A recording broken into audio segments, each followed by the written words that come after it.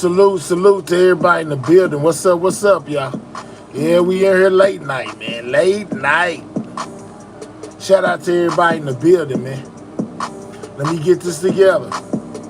Y'all already know how I do, man. What's up, Great 59? Yeah, man, you gotta be looking for me. You never know when I'm gonna pop out on you, man. You never know. They be on my heels, but we most definitely in the building, y'all. Shout out to everybody out there, man. I ain't forgot about y'all. What's up, Miss Fat? I told y'all, man, be looking for me. If you're not subscribed to my gaming channel, make sure you subscribe to Sidewalk Gaming TV, man. I'll be announcing over there when I go live, man. Y'all know I can't be over here, you know, telling people because they be hating on my numbers, man. They hate to see us do good, man. Shout out to everybody in the building, man. Make sure y'all double tapping that screen. Let me drop this question real quick. Hold up.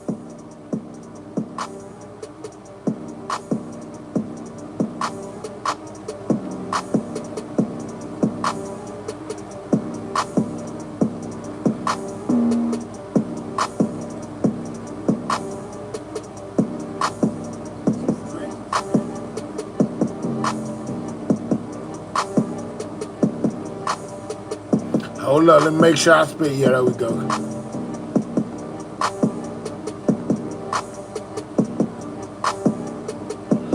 There we go. You know what I'm saying? Shout out to everybody in the building. What's up, Valerie? Yeah, man, y'all know I got to move and groove, man. I got to bounce and turn. You know, they don't want to let me be great, man. They don't want to let me be great. You know what I'm saying? Shout out to everybody in the building. What's up, Valerie? You know what I'm saying? What's up, Ballin'? You know we in here, dog. Y'all already know how they be trying to do, man. I be having to bounce and turn, you know, go off my schedule, everything. Make sure y'all subscribe to Sidewalk Gaming TV. You know, somebody type it in the chat. Y'all gonna have to type it in yourselves, you know, and subscribe to that channel over there, just in case anything happens over here. I most definitely be letting y'all know if I'm going live or not over there, what time I'm going live, you know, that type of thing right there. Because I got these haters, man. You know what I'm saying? That hate to see me being great, man. They hate to see my hair do anything good, man. You know, they hate the success of everything news, man. And they be trying to get us up out of here by any means necessary. Could it be the numbers, like they used to say about Jordan? Could it be the shoes? You know what I'm saying? Could it be the numbers, you know, that make them hate so hard, man? I'm just saying, though.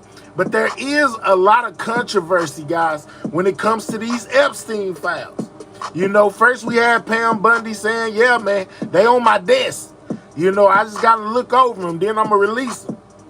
Then, you know, all of a sudden they said it ain't nothing there, man. You know what I'm saying? Why are y'all worried about it? It ain't nothing there.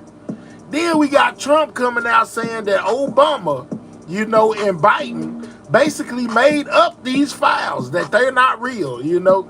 So it's a lot going on when it comes to this Epstein situation, which has a lot of people asking a lot of questions, you know. Is there a cover-up? Do you feel like they're covering something up when it comes to these Epstein files? Could Trump's name possibly be in the Epstein files? Even though he says that he hasn't heard anything, you know, really that concerns him and his name, you know, a lot of people out there seem to believe that there is something up with these Epstein files. Not to mention when they dropped that video, it was a whole minute that was missing, which led to more controversy, man. And they are very reluctant to talk about these Epstein files, man.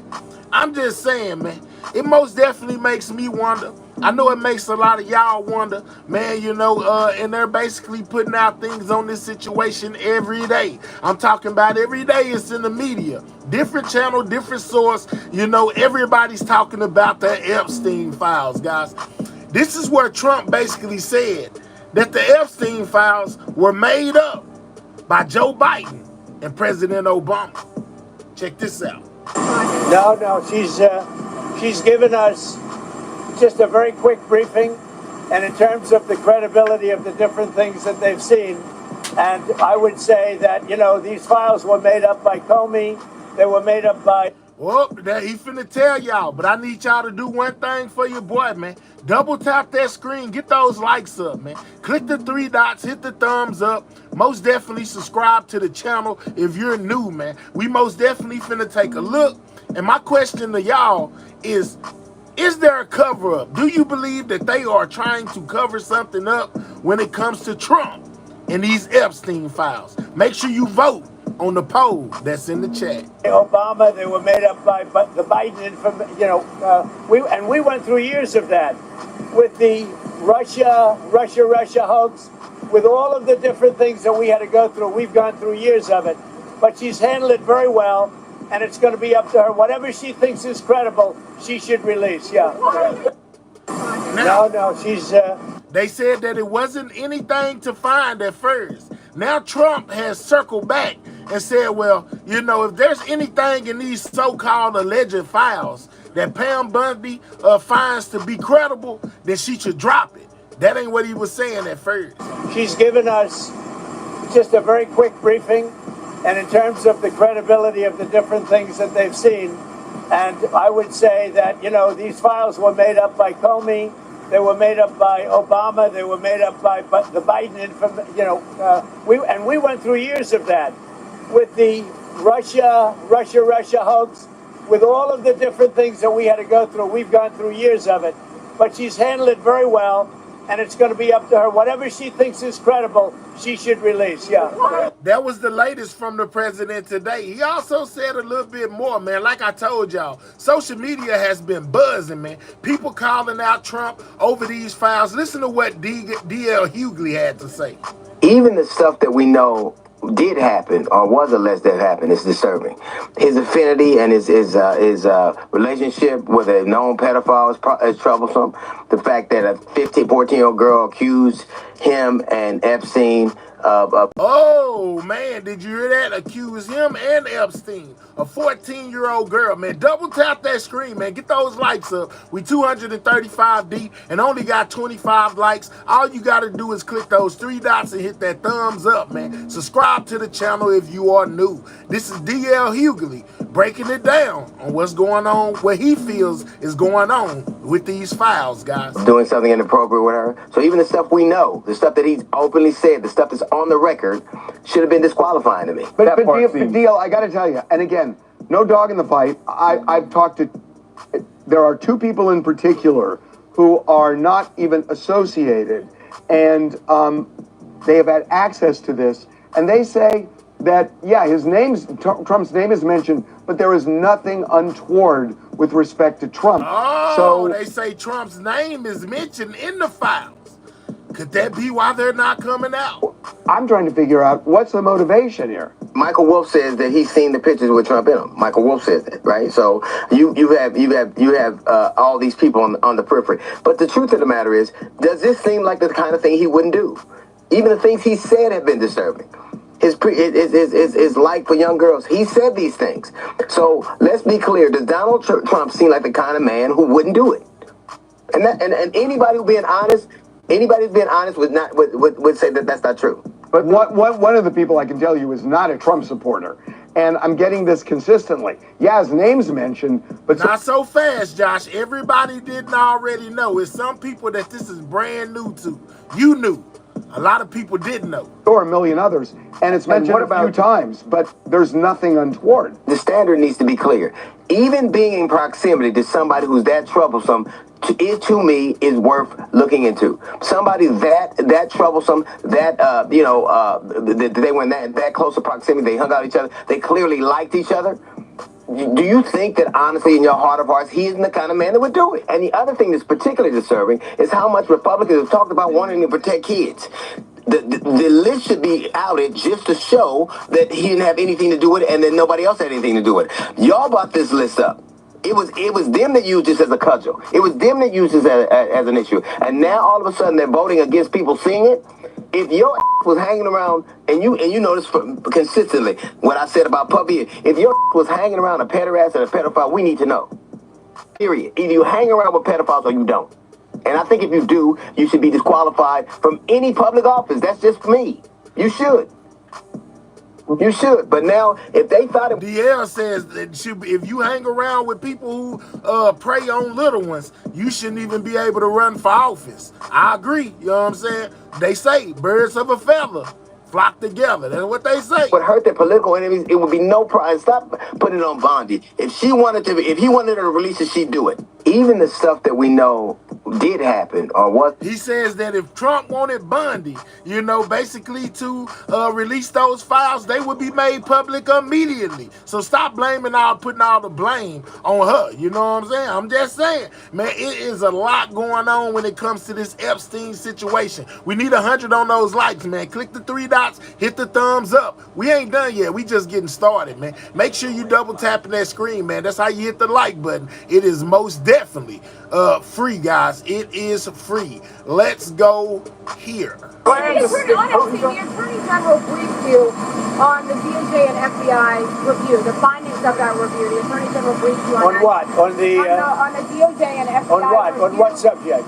Epstein. Okay. On Epstein. The review of the files. Attorney General Pam Bondi. A very quick briefing. Did she tell you? What did she tell you about the review? And specifically, did she tell you at all that your name appeared in the file? No.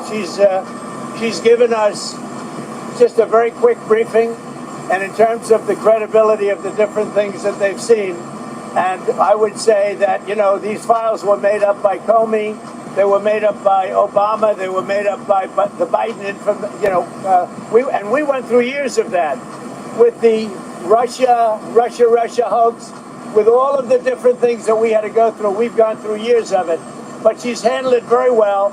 And it's going to be up to her. Whatever she thinks is credible, she should release. Yeah. On Texas, how many more seats do you want the Republicans to? So once again, y'all hear him double down on basically that Biden and Biden and Obama basically laid the groundwork for this whole conspiracy theory, you know, when it comes to the Epstein files. Now, the House Republicans who recently voted, you know, or basically voiced their opinion that none of the files shouldn't be released. Shout out to Stop Look and Listen for being a member for the last 6 months. Say, now I can catch up on the news. Yeah, man, we most definitely here, man. It's a lot going on, man, when it comes to this whole thing. All right, so Jeffries, one of the Democrats, basically came out and spoke about this whole situation with the Epstein files as well as with Trump. He also voiced his opinion on this big, beautiful bill. Let's go there, man. Shout out to everybody in the building, man. Continue to get those likes up. Let's see what Jeffries had to say on Epstein and the big, beautiful bill, guys. For the American people. In fact, the one big ugly bill will make life more expensive for everyday Americans, particularly as it relates to utility costs. Utility costs are going to go up in the United States of America as a result of Donald Trump's one big ugly bill. Costs aren't going down. They trip me out every time they call it the big ugly bill. Now this guy here, you know, took the floor and spoke twice for the longest speech, you know, in House history. I'm talking about he was up there for a whole 2 days or something like that. Just talking. He also gave his views on the Epstein situation. Let's let him get to it. Republicans haven't done a damn thing to make life more affordable for the American people. Costs are too high in this country. That's why Democrats are going to continue to focus our efforts on building an economy that actually is affordable for hardworking American taxpayers. We need to lower housing costs, lower grocery costs, lower utility costs, lower child care costs, and lower insurance costs. America is too expensive. And things aren't getting better under Donald Trump and House Republican rule. They're getting worse. On top of that, When I tell y'all everybody and their mama had something to say about this Epstein situation, please trust and believe. They most definitely did. Trump and House Republicans jam this extreme budget bill down the throats of the American people.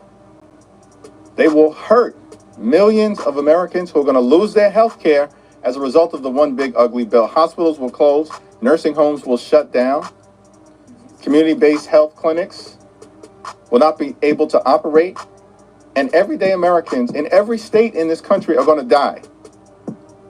Why does he remind me of Obama, guys? From the way he looked to the way he talked, he remind me of Obama a lot. Do anybody get some Obama out of him? I'm just saying, he reminds me of Obama. Result of having health care ripped away from them by Republicans in this town. The one big ugly bill rips food out of the mouths of hungry children. Who are these people on the other side of the aisle? Who are they?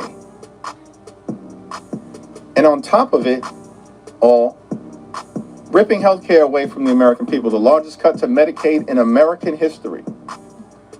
Ripping food out of the mouths of children, seniors. Is he making any sense, guys? Do y'all agree with his rhetoric? What he's saying about the big beautiful bill? He calls it the big ugly bill, you know, and basically saying that it's basically going to take away health care for millions of Americans, guys. Do y'all agree or disagree? Let me know in the chat. Make sure you vote on the poll. Is there some kind of cover-up when it comes to the Epstein files? Let me know what you think. And veterans who are going to go hungry as a result of this one big ugly bill. All of this is being done to reward their billionaire donors with massive tax breaks. The largest transfer of wealth from everyday Americans to billionaires in American history. And these so-called fiscal conservatives are going to explode Queen the TT debt says Project 25 by more than $3 trillion and set this country on a path toward possible bankruptcy. Every single House Republican who voted against the best interests of their constituents and voted to reward billionaires with massive tax breaks will be held accountable. Questions? Y'all know they gonna ask him about the Epstein. Tomorrow you've got the primary for the Arizona. Grand Rising, Precious. Shout out to you. Y'all make sure y'all getting them likes up, man. Double tap that screen, click the 3 dots, hit the thumbs up. We need 50 more on that like, man. Hit the like button. Who's running, and then also at least here for Hulva, who's got some more endorsements. What does this say? Is this a microcosm of where the Democratic Party is right now trying to go forward? Raul Grijalva was a leading progressive in the United States Congress, a former chair of the Congressional Progressive Caucus. In fact, he was a chair upon my arrival in the Congress. Oh, you did, Patrick? Let's get Patrick on the rocket ship straight up out of here. He done hit the dislike button. Guess what, Patrick? I dislike you. I don't want you in my chat. You just got deported, dog. We'll holler at you. Let's get Patrick right up out of here, you know, on his favorite rocket ship, ASAP. Get him up out of here. Moderators, do your job. Let's get him up out of here. Along with Keith Ellison, but a decades-long progressive champion for the communities that he represented in a variety of different ways in Arizona, and eventually as a national leader. What's up, homebody, mommy? We on Epstein. My expectation that whoever emerges from this primary is going to be, you know, someone who will continue that progressive legacy on behalf of Chairman Grijalva. Jeffries, could we please get your response to Texas considering a mid-decade redistricting, and what, if any, response do you think there should be from blue states, New York or otherwise? Donald Trump is deeply unpopular, and the one big ugly bill is deeply unpopular, and Republicans have done nothing with their majority but hurt everyday Americans. That is why they are desperate to cheat in terms of trying to rig the midterm elections by gerrymandering in an extraordinary fashion the Texas congressional map, which is already gerrymandered. House Republican leaders spend a lot of time trying to convince the American people that they just... We got more votes than we got likes, guys. It's really easy. Click the 3 dots, hit the thumbs up, get the likes up. Make sure you subscribing to the channel if you're new. We breaking down everything that we know regarding this Epstein situation, you know, that they have put out so far. Just did something that they're proud of. If that in fact was the case, why is the first step that you are taking an effort to rig the Texas congressional map in a desperate attempt to hold on to power?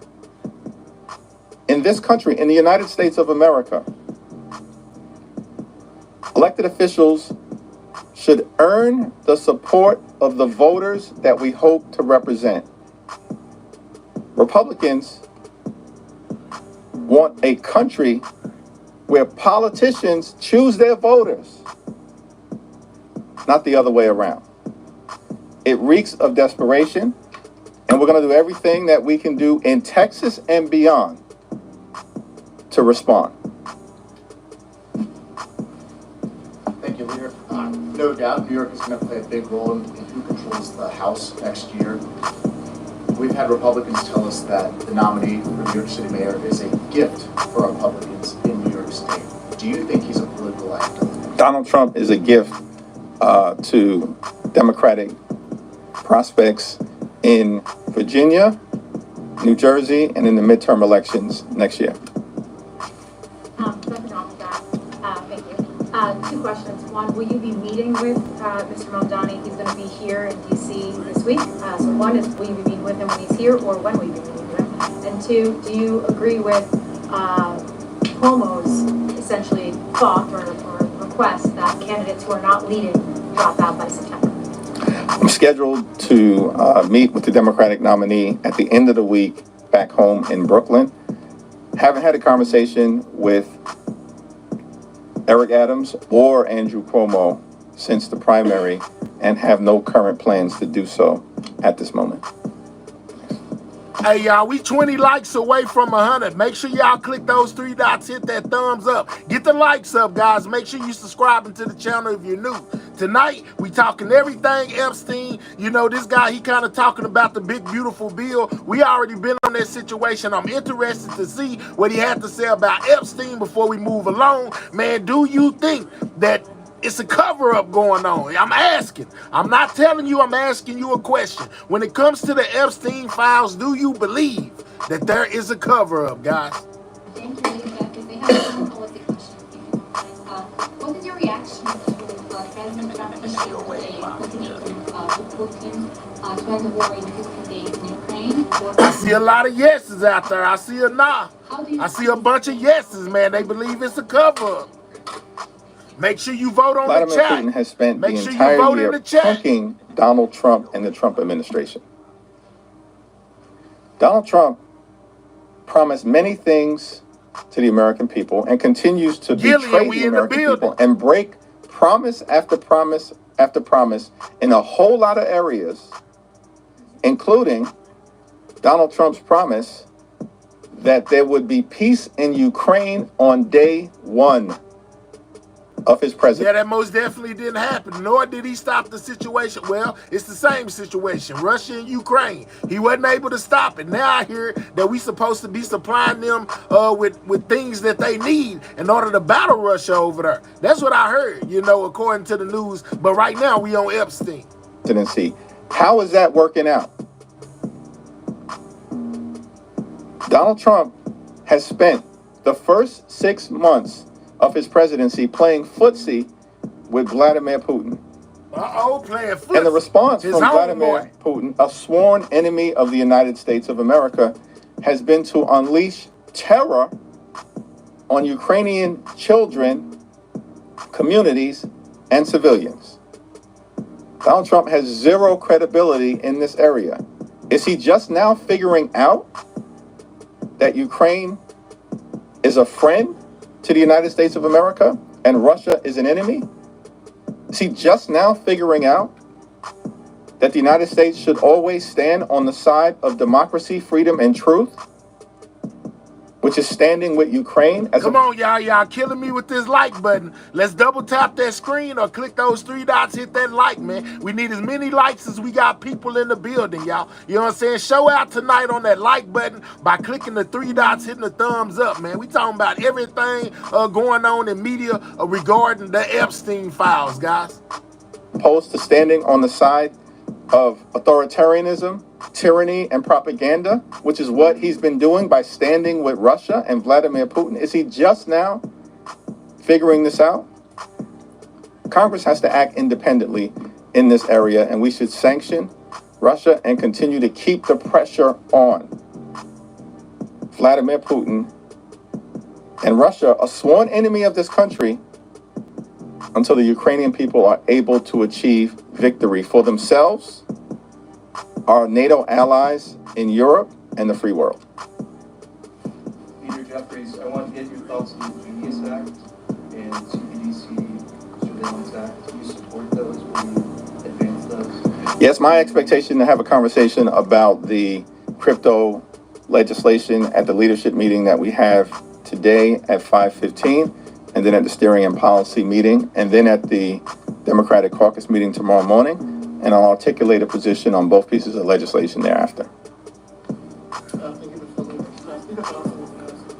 Yesterday, legislative agenda going forward now that the reconciliation bill is passed. You said that Republicans are going to pursue. Come on, man, hurry up with the Epstein side so we can keep it moving. Continue to double tap that screen, guys. Get the likes up. What's up, Jazz? Funding bills, more rescission packages, and quote codifying Trump executive orders. I want to get your response to that legislative agenda.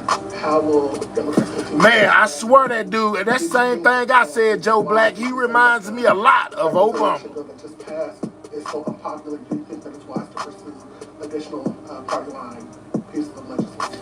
If the Republican legislative agenda in the House continues to be to unleash chaos, cruelty, and corruption on the American people, we will continue as Democrats to strongly oppose it.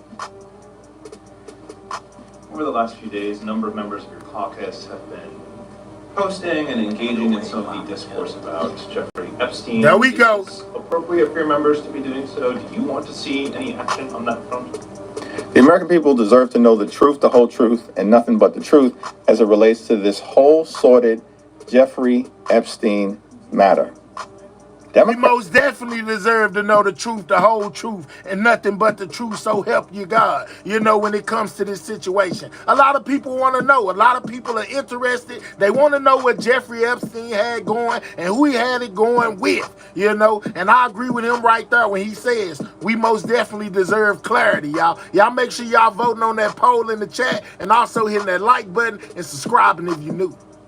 Democrats didn't put the Jeffrey Epstein thing into the public domain. This was a conspiracy that Donald Trump, Pam Bondi, and these MAGA extremists have been fanning the flames of for the last several years. Shout out to you, B-Way, for being a member for and the now last the chickens are coming home to roost. The American people deserve to know the truth. What, if anything, is the Trump administration and the Department of Justice hiding? What are you hiding? If you're not hiding anything, prove that to the American people. By releasing and if you are trying to hide something, as many of Donald Trump's MAGA supporters apparently believe, then the Congress should actually work hard to try to uncover the truth for the American people. There are only two things that are possible here. Appreciate it, Justice. Option one, Donald Trump, Pam Bondi, and the MAGA extremists intentionally lied to the American people for years about the Jeffrey Epstein situation. That's option one. Option two is that, in fact, there's reason for the American people to be concerned as it relates to what information has not been released that could be damaging to the Trump administration and the friends and family of the Trump administration and their billionaire corrupt supporters. And so they're actively engaging in a cover-up. Option one, they lied for years. Option two, they're engaging in a cover-up. At this point, it seems reasonable that can only be one of the two things. And so it's Congress's responsibility. Is there a cover-up, guys? I've been saying that. It's in the poll. Make sure you vote on the poll in the chat, man. You know, a lot of people think it's a cover-up. A lot of people say, hey, man, if there's no client list, why is Maxwell even locked up in the first place? With it being no kind of anything going on, that means there's no reason for her to be locked up. I'm just saying, man, why did he take himself out the game like they said he did if there's nothing to hide? Well, according to the Republicans and Donald Trump and Pam Bondi, you know, there's nothing there, man. There gots to be something there, in my opinion. I'm just saying. In a bipartisan way to ask the questions and try to get answers on behalf of the American people. Two of your members have introduced or enacted legislation to either force or urge the administration to release all the files related to Jeffrey Epstein. John say there's a lot of innocent names there. Okay. I haven't had a conversation with those members or an opportunity to evaluate the resolution and the legislation. However, I think transparency and sunlight for the American people is always the better course of action. You better believe it. Transparency, that's what we want. The Senate is going to be voting later today on Trump's judicial nominee of the second administration. Do you think Democrats have done enough to oppose Trump's judicial nominees thus far? Democrats in the Senate have been working incredibly hard to push back aggressively against Donald Trump's extreme agenda. We partnered closely with Senate Democrats under the leadership of Chuck Schumer to strongly and uniformly oppose Donald Trump's one big ugly bill. And I'm confident that Senate Republicans will continue to rubber stamp Donald Trump's extreme judicial choices, and Senate Democrats will continue to aggressively push back on behalf of the American people. Man, a lot of people said that the big beautiful bill wasn't good. You know what I'm saying? But a lot of people said that it was. I see a lot of y'all saying he's speaking the truth, and I see a lot of y'all saying he lied.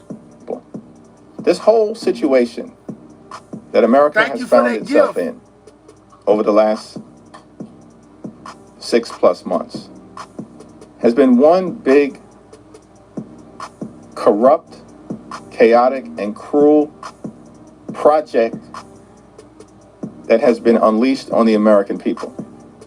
And it continues. I mean, this Texas thing shouldn't surprise anyone, because despite the claims...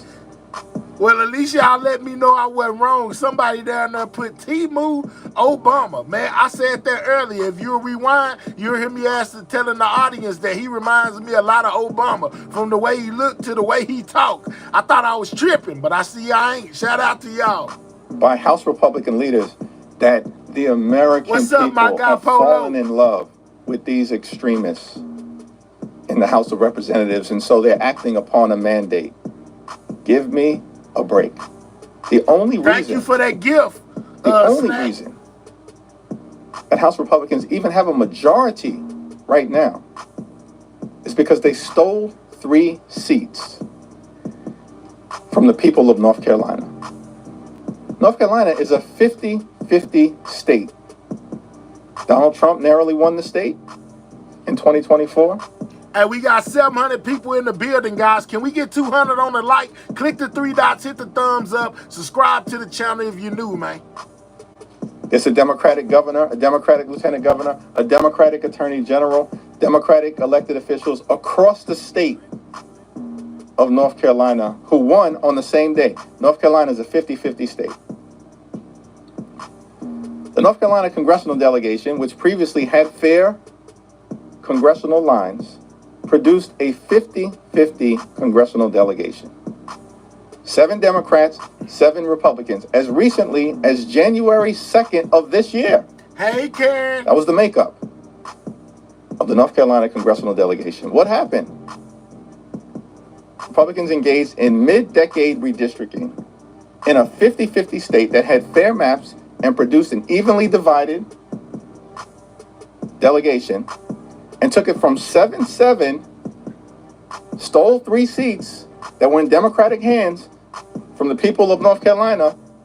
Carl, stop spamming the chat before you get deported, dog. We seen it the first time. Stop spamming the chat, Carl. As a result of illegitimate mid-decade congressional gerrymandering, and turned that delegation into 10 Republicans and 4 Democrats.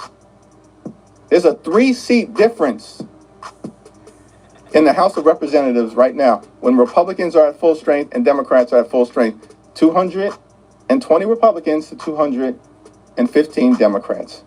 That entire difference, the majority that Republicans have, can be explained solely by the fact that they cheated in North Carolina. These people have zero credibility in terms of the issues. He say the Republicans cheated in North Carolina. Okay. That they are allegedly championing on behalf of the American people. If you believed in your ideas and the power of your issues, then why are you trying to cheat now in Texas just like you did in North Carolina? The problem that Republicans confront is that the Texas congressional map is already gerrymandered. And so this gerrymander may actually turn into a dummy mander, because they are going to create a situation where 4, 5, 6, 7, 8 Republicans who are currently in safe districts are going to be on the front line of our efforts to flip seats, particularly in a midterm election where Donald Trump is deeply unpopular and his signature one big ugly bill is deeply unpopular.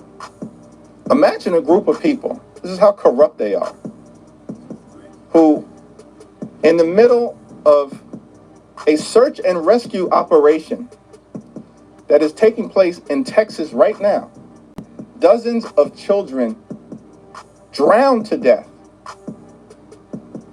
And some of that has to do with incompetence in the Texas state government and incompetence in the Trump administration. And instead of actually trying to be there for the people of Texas in the Hill Country, children at summer camp who's lost their lives, they call a special session. And the main reason for that special session is to try to steal the midterm elections by rigging the Texas congressional map. These people are a complete and total embarrassment. The American people are not going to stand for it, and things aren't going to get better for them. Politically, they're only going to get worse. Thank you. All right. So that's a little bit about that's a little bit on what Jeffries had to say about these Epstein files. He said either release them, or don't. Thank you, Fav. You know what I'm saying? But he believes if they're not being released, there must be some form of a cover-up, guys. All right, here we go with more, on Trump and Bondi, guys. Now, Bondi has been facing a lot of blowback. When I tell y'all a lot of blowback, man, they basically got this lady head on the chopping block, and she's taking all the heat for everything going on with these files not being released. Because if you listen to Trump, he always says, it's up to Bondi. It's up to Bondi. If Bondi finds something that's worth releasing, she should release it. So she's been facing the most scrutiny out of everybody when it comes to these Epstein files, guys. President Trump is also set to speak here in a few minutes. Elena, what more are you learning about how the White House is handling the fallout here? And it's causing a rift in the MAGA world as well. A lot of people that support Trump are mad about this, guys. Because remember, that was one thing that he campaigned on, was releasing all of these files, the MLK files, the JFK files, as well as the Epstein files. And now they're saying that there's nothing to see here, guys. There's nothing to see here, folks. You know what I'm saying? It's basically what they're saying. Yeah, look, I mean, it's very clear from our reporting, our conversations with White House officials, Trump administration officials, that he wants specifically this story, or people to move on from this story. He's trying to get his base to let this go away, and he's directing some of his team behind closed doors to, do what they can to help it die down. That's why we actually saw the president directly making calls this weekend. We know he reached out to Charlie Kirk, a fierce supporter of his, the head of the Turning Point USA, and they held a summit this weekend. He had tried to, convince him to... Read the headline. It says, sources, Trump privately urging aides to let the Epstein story die down. Why? You know what I'm saying? No, don't let it just, get swept up under the rug. Put the facts out. Knock off with the criticism, tamp down some of the criticism of the handling of this Epstein case. And we actually saw Kirk yesterday say that for now, he is not going to comment further on all of this. And we also know that the vice president, J.D. Vance, he was trying to play peacemaker with people within the administration where there's been infighting on this between the FBI Deputy Director Dan Bongino. He also called Kash Patel, the director of the FBI, and Attorney General Pam Bondi were reporting. But just to add to some of what we heard from the president right there, he's been very full-throated in his defense of Bondi repeatedly now in the last several days. But he also... Yeah, he most definitely got no plans of letting her go. So he has been on her side throughout this all. Argued that, he believes that if she believes that, they can put out some more of these files and have them do it in a credible way, that she should. But then he also tried to argue and really cast the blame on some of his political opponents, saying they made up some of this idea that there was a file list or a client list in the first place. Take a listen. Listing your house on the market isn't the only way. My bad, y'all. I'm on the wrong, what's the name? It'll be all right, though. We got it. Let's go. On Epstein, of the review of the files, Attorney General Pam Bondi. A very quick briefing. Did she tell you, what did she tell you about the review? And specifically, did she tell you at all that your name appeared in the file? No, she's given us just a very quick briefing, and in terms of the credibility of the different things that they've seen. And I would say that, these files were made up by Comey, they were made up by Obama, they were made up by the Biden, Hey, guys, let's get the likes to 200, man. We need 40 more, y'all, to click those 3 dots, hit that thumbs up. Let's keep those likes moving if you don't mind. Make sure you subscribing to the channel if you're new. But we most definitely need more likes, guys. More likes is more than enough. We should have 500 likes by now. Click the 3 dots, hit the thumbs up, get the likes up, guys, if you can hear the sound of my voice. This is Trump on the Epstein files. And we went through years of that with the Russia hoax, with all of the different things that we had to go through. We've gone through years of it, but she's handled it very well, and it's going to be up to her. Whatever she thinks is credible, she should release. So a few things to note there, and of course I want to really point out that when he references former Presidents Obama and Biden, or former FBI Director James Comey saying that they made up the Epstein files, I'd remind you that a lot of people in the president's base, and even some people in the administration, had been the ones who had really been pushing this idea that these Epstein files needed to be released, that there was more to them, that there was potential accomplices listed in them. So I just wanted to give you that quick fact check. But look, all to say, I think the big point on this is a story now that has been out for over a week, and the backlash we have seen from his base, from the MAGA wing of his party, has not really quieted down despite the president's efforts to get them to move on from this. And so that's why he's continuing to really have to come out here and defend the Attorney General, but it doesn't look like he's changing his tune on that just yet. Brianna. Yeah, it does not. Elena Treen, thank you for that report. Let's go now to CNN Chief Data Analyst Harry Enton. And Harry Enton, there's a new CNN poll that's just out. How's the controversy impacting the president's support? Yeah, I would say that the word is dissatisfied. It's a lot of that is emotions. how Americans feel in terms of the releases so far in the Epstein case. Take a look here, Epstein case. Amount of info released. The winner here, 50% dissatisfied.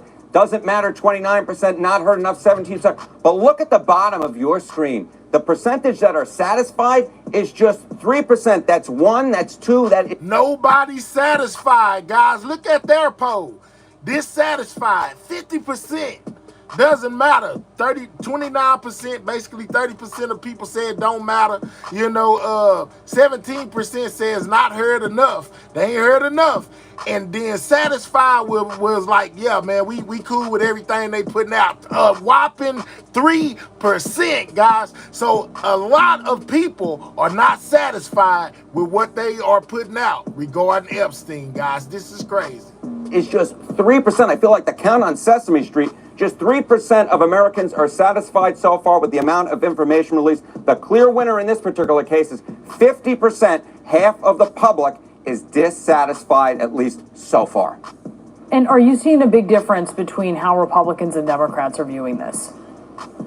No, and that I think is kind of the interesting sort of nugget in what's going on here. You see this 50% dissatisfied, and let's break it down by party. Okay, Epstein case, amount of info released. Look at this, you get 43% of lean GOP, that's Republicans and independents who lean towards the Republican Party, who are dissatisfied. Look at this, just 4%? Satisfied? My goodness gracious, when you only have 4%. Boy, that's a big old, boy, that's a large margin, guys. That's a large margin. 4% of people are satisfied. A lot of us don't like what they putting out. That's crazy. That is with Donald Trump on a particular issue. That is ridiculously low. I've never seen anything quite like it. How about lean Democrat? 60% dissatisfied. Compare that to 3% who are satisfied. Again, 4%, 3% Republican, Democrat, you rarely ever see this type of agreement. Now, of course, there's another divide in American politics, one that has increased over the past few decades, and that is whites with a college degree, whites without a college degree. But in this particular case,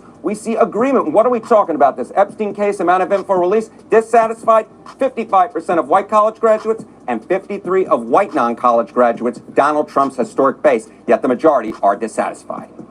Really interesting numbers. Harry Enton, thank you so much. Boris? Let's dig deeper on this with former FBI Deputy Director Andrew McCabe. Andy, thanks so much for being with us. I want to start with what you make of this rift between the current Deputy Director and the DOJ, and then by extension, the White House. I got this car recently. Oh my God. And look how much I was paying for. Yeah, I'm on the wrong, what's the name? It's okay though. Sure, Boris. So the tension between, and let's make sure that we know who basically got this whole ball rolling.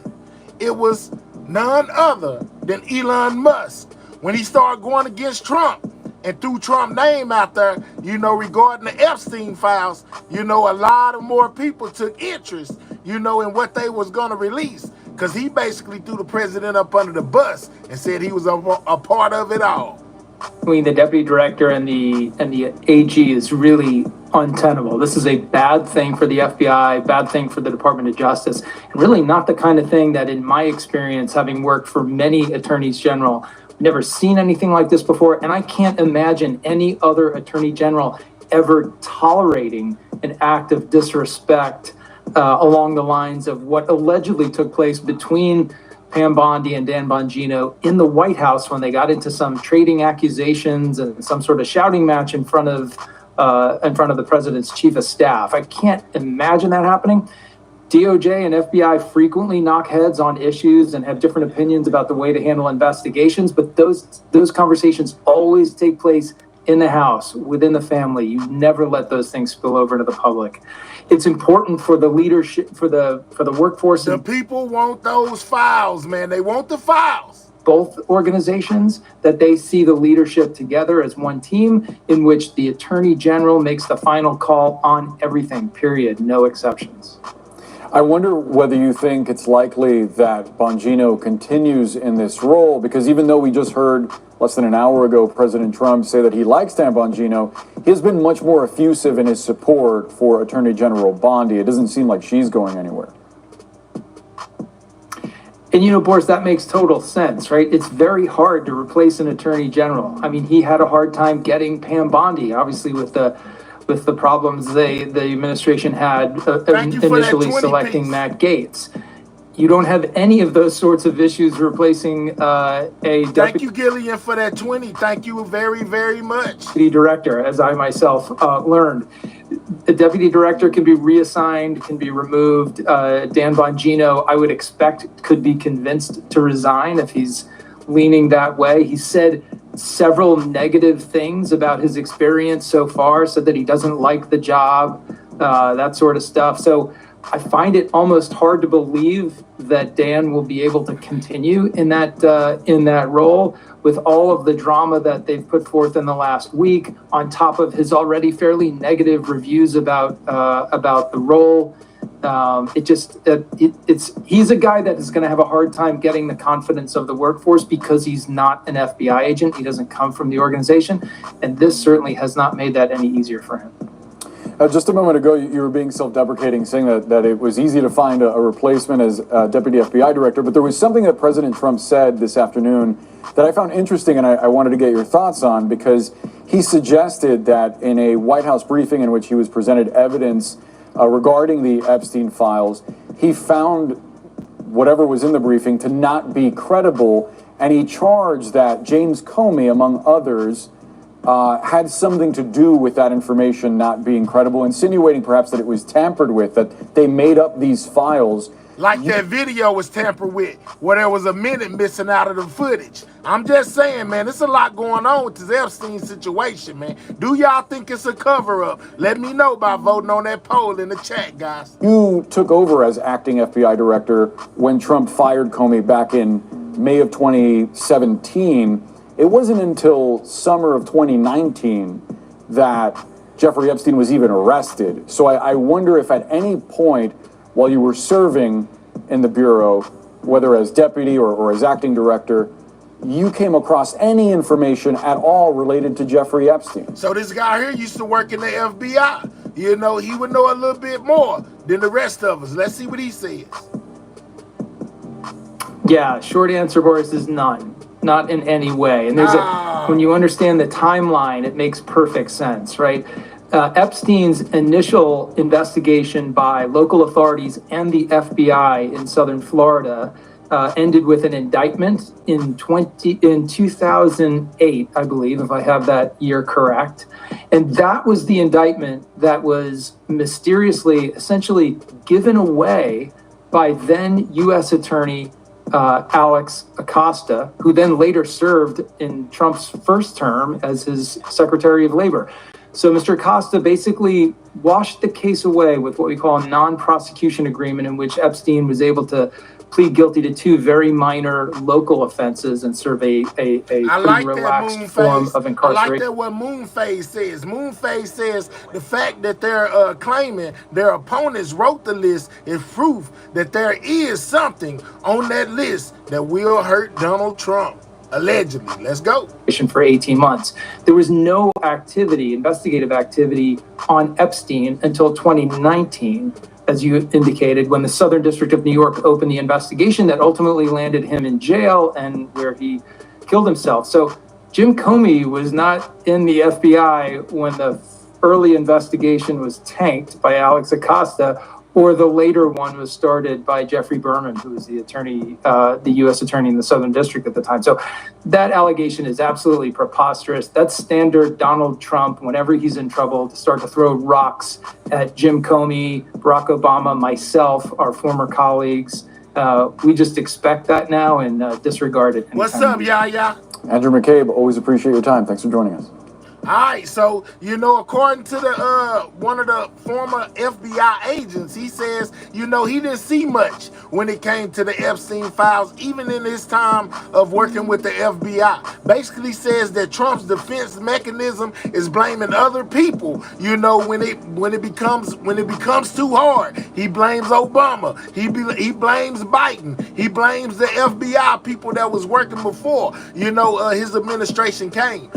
Man, look, I still agree with Moving Face that says the very fact that they would even say that, you know, basically, that this whole thing was written by Obama and them is proof enough that there's something there. Whether it works in his favor or not in his favor, there is, in my opinion, some kind of list somewhere that got him not want to release certain things, guys. Let's see what Trump had to say about all this. This was him earlier. Come on, Trump. I gaggle about a wide-ranging host of issues. This is what he had to say. We're going to be touting about, actually, going to be numbers like nobody's ever heard before. It's mostly to do with AI. We have tremendous investments being made, literally trillions of dollars of investments being made in our country on AI, artificial intelligence. I don't know if the word artificial is a good word, but that's the word. That's what they've chosen. So I think we're going to have a very successful trip. We had a good call with the Texas congressman this morning, as you probably heard, and that went very well. And you have any questions? Yeah, go. Mr. President, Mr. President, your reaction to the latest numbers from the Labor Department saying that inflation rose slightly last month? Very slight. He also spoke about a wide variety of topics when it came. You know, he talked about the inflation situation where they says that inflation rose. He says just a little bit, you know, due to his tariffs and things of that nature. He talked on Ukraine and Russia, and he basically talked about the Epstein situation as well. Actually, they were exactly as anticipated. Very low inflation. What's up, Nene? So what you should do is lower the rate. The Fed should lower the rate immediately. Is it because of tariffs? Did tariffs? We had a big win with the Supreme Court on the Department of Education. We want, as you know, we want to bring education back to the states, take the federal government out of it. A little tiny bit of supervision, but very little, almost nothing. Like to make sure they speak English. That's about all we need. Mr. President, what would you tell a student who might be in a struggling, failing school right now? What would you tell them? Well, we have school choice, and we're getting school choice approved all over the country. We just got it done in Texas, and school choice is the answer. Yes. Yes, Mr. President. You've given Russia 50 days. What happens now? Do you talk to Vladimir Putin? Well, at the end of 50 days, if we don't have a deal, it's going to be too bad. Should Zelensky get more aggressive? Yeah, the tariffs are going to go on, and other sanctions go on. Should Zelensky target Moscow? Should Zelensky target Moscow, sir? Should Zelensky target Moscow or deeper into Russia? No, he shouldn't target Moscow. Is that why you gave him more weapons, though? And you heard him say, is that why you gave him more weapons, though? So Trump and Putin are in a heated battle right now, you know, with Trump trying to stop the situation going on in between Russia and Ukraine, to the point where he has gave Russia amount of time to basically comply with his demands, you know, and basically we've been helping the Ukraine now as far as supplying them with the things they need for this battle. No, we're not looking to do that. Mr. President, why are you giving Mr. Putin 50 additional days to prosecute this war against you? Oh, I don't think 50 days is very long, and it could be sooner than that. I don't think 50 days is very long. Mr. President, You should have asked that same question to Biden. Why did he get us into this war? You should ask that question. Yeah, and what did he tell you? Why did he get us into this war? You know why he got us in? Because he's a dummy, that's why, and you don't cover. Shots fired, boy. Trump always taking them shots at Obama and Biden. He called Biden a dummy. Right. But you should be asking that question to Biden. Why did he get us into this war? Because he's incompetent. It would have never happened if I were president. So we made a deal with Indonesia. I spoke to their really great president, very popular, very strong, smart. And we made the deal. We have full access to Indonesia, everything. As you know, Indonesia is very strong on copper. But we have full access to everything. We will pay no tariffs. So they are giving us access into Indonesia, which we never had. That's probably the biggest part of the deal. And the other part is they are going to pay 19%, and we are going to pay nothing. I think it's a good deal for both parties. But we will have full access into Indonesia. And we have a couple of those deals that are going to be announced. India basically is working along that same line. We're going to have access into India. And you have to understand, we had no access into any of these countries. Our people couldn't go in. and now we're getting access because of what we're doing with it. We need to stay out of people's business. That's what we need to do. We need to stay out of Indonesia. We need to stay out of Ukraine, Iran. We need to stay out of everything don't got nothing to do with us. That's probably why they didn't want us over there in the first place, because they wanted us to be out of their business, like we should be, out of their business. Let's tend to American business. How about that? Tariffs. So they're paying 19%, and we are not paying anything. And they're going to give us full access into Indonesia. Now, Indonesia has some great product, and they also have some very valuable earths and various other materials. One of the things, as you know, they're known for is very high quality copper, which we'll be using. I'm Texas, sir. Do you believe your tariffs might have led inflation to increase last month? Did they have any role? Well, I see a lot of y'all agree with me down there with us staying out of other people's business. Yeah, we need to mind our own business. We got enough going on over here in the United States. We don't need to be going to Indonesia. We don't need to be trying to get all of their resources and step on them. We need to just be minding our own business and focusing on what we got going on over here, like releasing the Epstein files, Trump. Very little inflation. I don't know. Who do you work for? USA Today. What? USA Today. Oh, well, they wrote me a beautiful article the other day, so I can't get angry at you. USA Today just wrote a very good article about me. What's that all about? So I can't get angry at you. I'm Texas, sir. No, there was very little inflation, as you know. The numbers were very good, very much inside the margin. So we've had no inflation. All we have is we're making a fortune. We are taking in hundreds of billions of dollars. You saw we had a surplus of $25 billion last month, which we haven't had in many, many years. Mr. President, sir, I'm Texas. Mr. President. We are doing it because I'm able to do it. Nobody else would be able to do it. We have tariffs going on because we want tariffs and we want the money coming into the United States. But more important than the money, there's two aspects to tariff. There's the money, which comes in. The other aspect is that rather than paying the tariffs, the country or the company will build in the United States, make their product in the United States, and that creates jobs. And I would say of the two, probably the more important to me is that, yeah. Sir, I'm Texas. Are you on Ukraine's side now? No, I'm on nobody's side. I'm on no. Why? You know what the side I'm on? Humanity's side. I want to stop the killing of thousands of people a week. How about being on the side of right? Now, I don't just, don't get it twisted, man. I'm not I hate Trump person. I don't, you know what I'm saying? I'm just saying when it comes to certain situations, man, it's best to stay neutral. And if I would have been asked that question, what side are you on? I would have told him I'm on the side of right. I'm going with what's right over what's wrong all day long. I want to stop the killing. I want the killing to stop in the Ukraine-Russia war. That's the side I'm on. Mr. President, your daughter-in-law said that there should be transparency in the Epstein case. Do you agree with her, sir? The Attorney General's handled that very well. There you go. I think until Trump gets out of office, they gonna ask him about the Epstein files every day until something happens. How much y'all want to bet? She's really done a very good job, and I think that when you look at it, you'll understand that. I would like to see that also, but I think the Attorney General, the credibility is very important, and you want credible evidence for something like that, and I think the Attorney General has handled it very well. How many more honestly, the Attorney General briefed you on the DOJ and FBI review, the findings of that review. The Attorney General briefed you on that. What? On the DOJ and FBI On what? review. On what subject?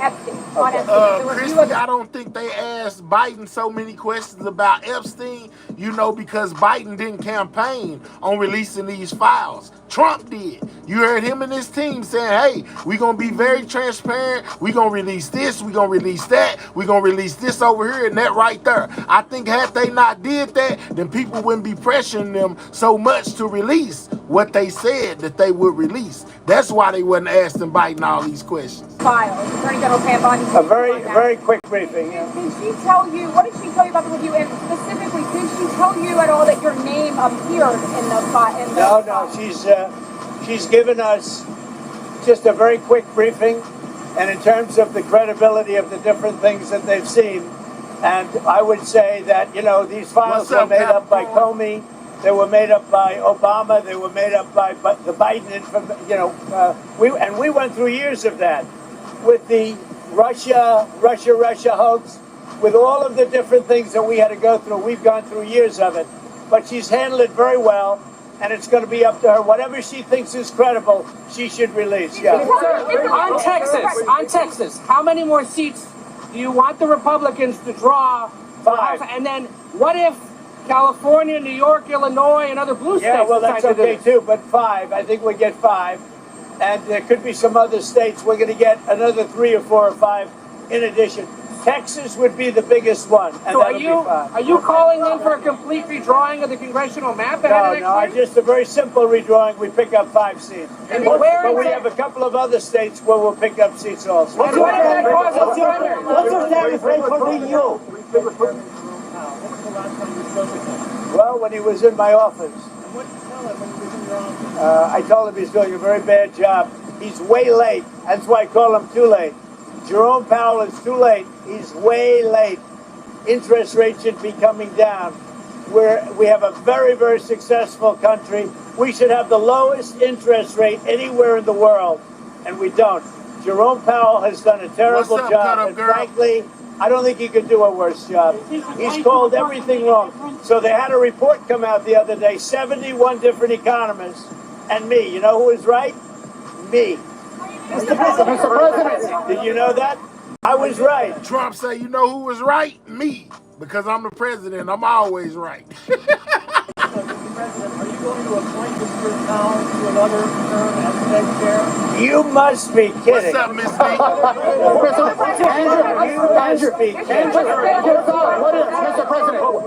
Mr. President, what are your thoughts on Andrew Cuomo? You had to waste a question like that.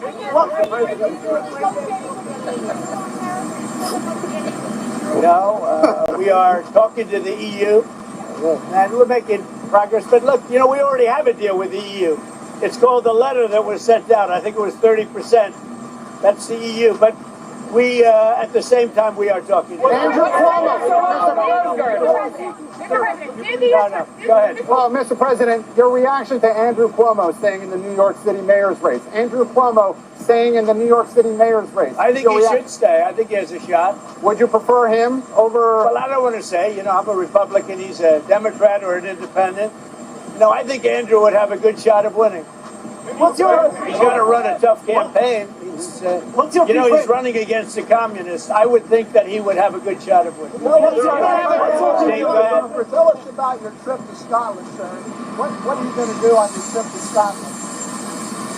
We're going to be meeting with the British Prime Minister, very respected, and we are going to have a meeting with him probably in Aberdeen, and we're going to do a lot of different things, and we're going to... Enough with Trump, you know what I'm saying? You know, I'm most definitely focused on these Epstein files. So let's get back to all this controversy that's going on. Now, you heard him say that everything was up to Pam Bondi. You know, if she found something credible, she would release it. You know, and with them coming out and saying, hey, there's nothing to see here, guys. You know, it made a whole bunch of people, you know, question what is going on. You know what I'm saying? The House basically feels like Trump should release the Epstein files, and they spoke on it today as well. Check this out. The MAGA movement's push for public disclosure of the Justice Department's files on notorious sex offender Jeffrey Epstein now includes a high-profile Trump ally. I'm for transparency. House Speaker Mike Johnson. Now, this is the dude that wrote the Big Beautiful It's a very Bill, delicate- if I'm not mistaken. He the one that wrote the Big Beautiful Bill. He has now, and he is cool with Trump, he has now came out himself and said that Trump and them should release the Epstein files. If it's nothing there, just release them. This is the House Speaker, guys. You know what I'm saying? He basically saying, hey, release those files. We want to know what's in them. Subject, but we should put everything out there and let the people decide it. A push for damage control from the president's own daughter-in-law, Laura Trump. I do think that there needs to be more transparency on this, and I think that will happen. Earlier today, Attorney General Pam Bondi tried to deflect Epstein questions. Nothing about Epstein. I'm not going to talk about Epstein. Reporters pressed her on new comments today. They don't want to talk about Epstein, guys. From President Trump, suggesting Bondi consider opening some files. She's handled it very well, and it's going to be up to her. Whatever she thinks is credible, she should release. The president said today you would release credible files related to Mr. Epstein. Are you prepared to do that, and when would you? Our memo today, our memo speaks for itself, and we'll get back to you on anything. Bundy is taking a bunch of heat, guys. That DOJ memo said it found no incriminating client list, no credible evidence of blackmail, and therefore... What? Now listen to what they put out, guys. You know what I'm saying? This is their little list that they put out that said they found nothing incriminating, guys. Do y'all believe that? Or is this some kind of cover-up? No incriminating client list, no credible evidence of blackmail, and therefore no further disclosure.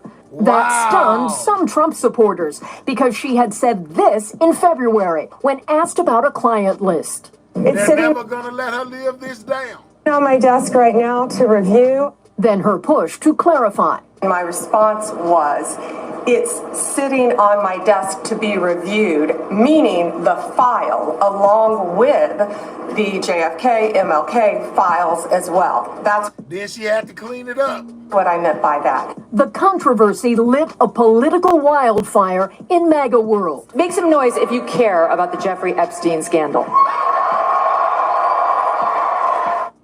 Asked about these new calls for action, senior officials point to the president's own words, where he says it's up to Bondi to decide. One official telling me, we'll see what happens. Tom? Kelly O'Donnell for us. Kelly, thank you. Now to President Trump's... We thank you. He say this is vicious, man, but it's real, man. You know, and as far as Megyn Kelly go, they kind of showed a little bit of what she had to say. I got her full response, you know, in all the context where she talks about the Epstein files, guys. Let's go here. Calling for Pam Bondi to resign or to go, but can you please tell people the breaking news? According to reports that you have verified, Kash Patel and Dan Bongino will resign if what does not happen? If she doesn't go.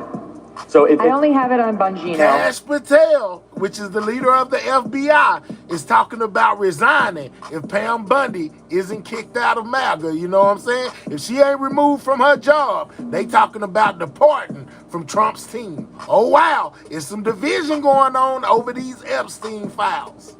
It's all over X, though. No, I know, but let me just say what my reporting is. Bongino, it's Bongino or Bondi. He's not Who would you guys prefer, Bongino or Bondi? Okay, 7,000 to 0. They want Dan. Of course, Dan, you know why? Because Dan understands MAGA. Dan's part of the MAGA movement. Dan's been an important piece of it and a mouthpiece for like really important ideas and an advocate and a fierce warrior. He's been in the trenches. I mean, with all due respect to Pam Bondi, she's been in Florida. She represented the president. It's nice, but do you think she really gets MAGA? I don't think so. Man, they is on Trump and Bondi top. She wouldn't have behaved this way if she did. And now it's a time for choosing. It's a time for choosing. We're about to lose Dan for sure, and maybe Kash too, if she doesn't go. Now she's got some allies. I mean, I think Susie Wiles is close with her, and Susie Wiles is amazing. And look, there's not that many like powerful women in the administration. Maybe she wants to keep her. She's from Florida. Susie Wiles from Florida. Trump lives in Florida. But this has gone well beyond this. Like this could actually cost Trump in the midterms. We need to make a smart choice right now. We can't lose any of the MAGA. And let me just also reiterate this. And by no means did I want our very big student action summit to talk about Epstein the entire, like of all the things. I'm not like Epstein obsessed. Some people, their YouTube channel, it's all they talk about. I think that the fact that young people can't afford homes is something we should talk about a lot more than these things endlessly. But this matters a lot. And so from a media standpoint, Megyn, you know the media better than anybody else. You've been in the media, you've been outside the media. What's this Sunday night thing? What is that? So you have a July 4th weekend after the big, beautiful bill, and you leak it on a Sunday night? To Axios. What is that? If you want to leak it, you want conservatives to see it. You leak it to the Daily Caller. You leak it to Fox News. You leak Homebody it to Daily mommy, Wire. I'm You just don't saying. leak it to Axios. A majority People feel don't read like it's a Axios. cover-up. We read Axios, it's under protest just to see what the left is saying. So it was like you saw it appear. It was like, this must be bull. There's no way this is real. There's no way. I can tell you right now, there's zero chance Dan Bongino's leaking to Axios. Zero. And cash. So, and yet today, as we came here, there's a piece in Axios that reflects very poorly on Dan, alleging Dan only freaked out once he saw in this memo that people weren't responding well to the missing minute of the tapes of Jeffrey Epstein's cell. Do you guys? Oh, they brought up the missing minutes of the video that they released on Epstein, guys. Yeah, she finna go in. Check this out. Know this piece of the story?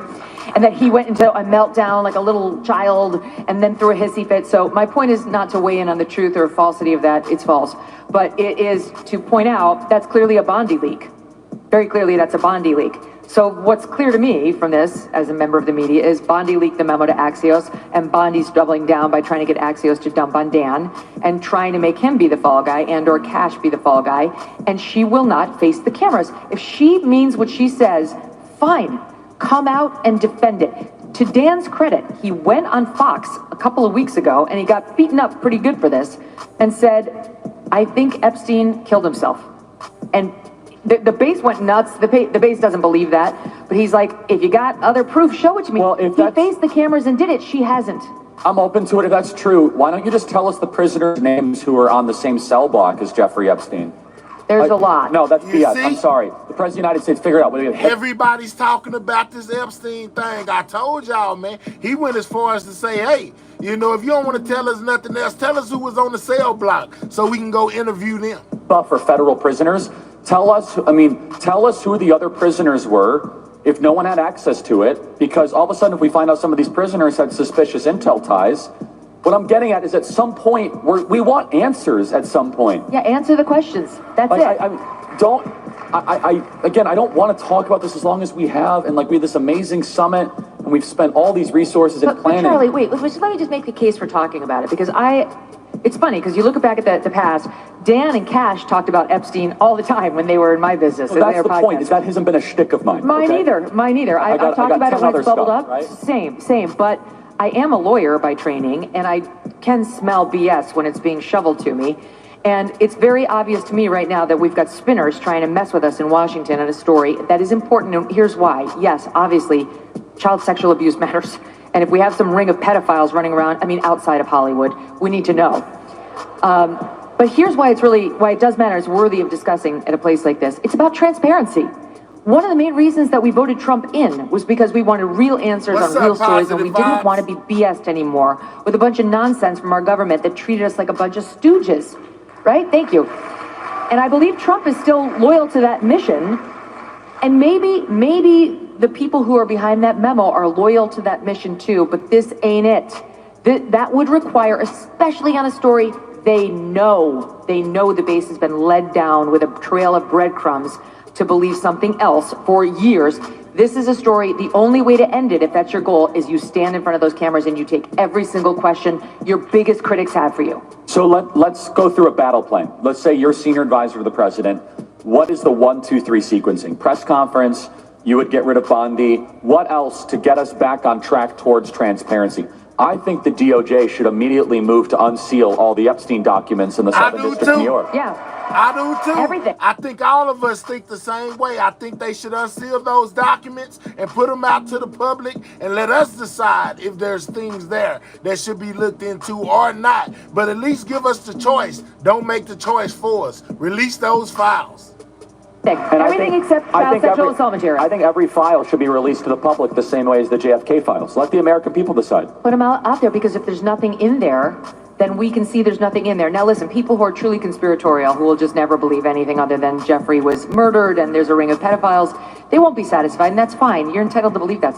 That's fine. You're entitled to your own beliefs. However, some percentage of skeptics will at least give them credit for opening the files.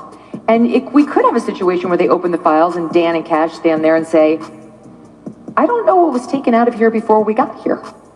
It's possible that those files are rather disappointing and they're not to blame.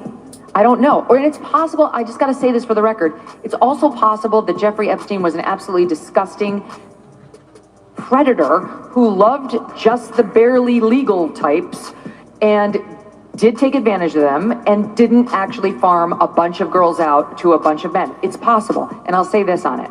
I know somebody very close to the case, who I trust implicitly, and that person has told me from the beginning that that's what happened.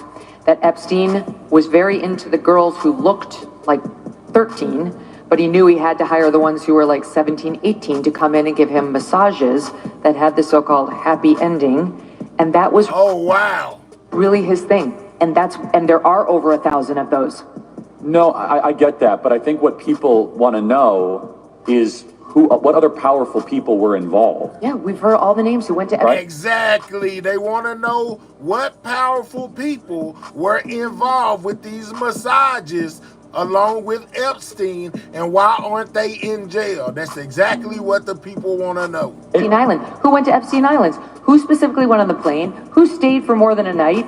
Like, that's what Alan Dershowitz is saying, and he's so right about this. He was dragged through the mud by that Virginia Giuffre. And he won his case. He did not molest Virginia Giuffre. It was a lie, okay? And I've done this in depth, the study of this.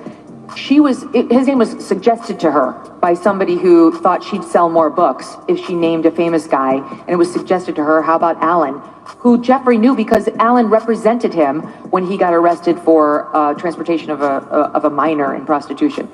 And Alan, he did represent Epstein. That's not great. He represented OJ. Isn't that worse? Like, that's what criminal defense attorneys do. I don't judge it. We need them. We need them to kick the tires on the system. So in any event, that's how he knew Jeffrey. They weren't buddies. He wasn't like Bill Clinton palling around with him everywhere. So she got accused. She accused him unfairly. But he is saying now he thinks the entire files should be opened, even if other men like Alan get swept up into like a web of like, you did it, and then let them rehabilitate themselves the way he did. Let them show the evidence of, I actually wasn't even in the country when I got accused. I was at a different place. I was at work. I'm on camera at the Starbucks, whatever. But why not? Given the amount of like smoke around this fire, why not just open the files? Do you think there's any intel community involvement in this? I wouldn't be surprised one bit. I am convinced, based on my own sources and my own reporting on this story, he wasn't one of ours.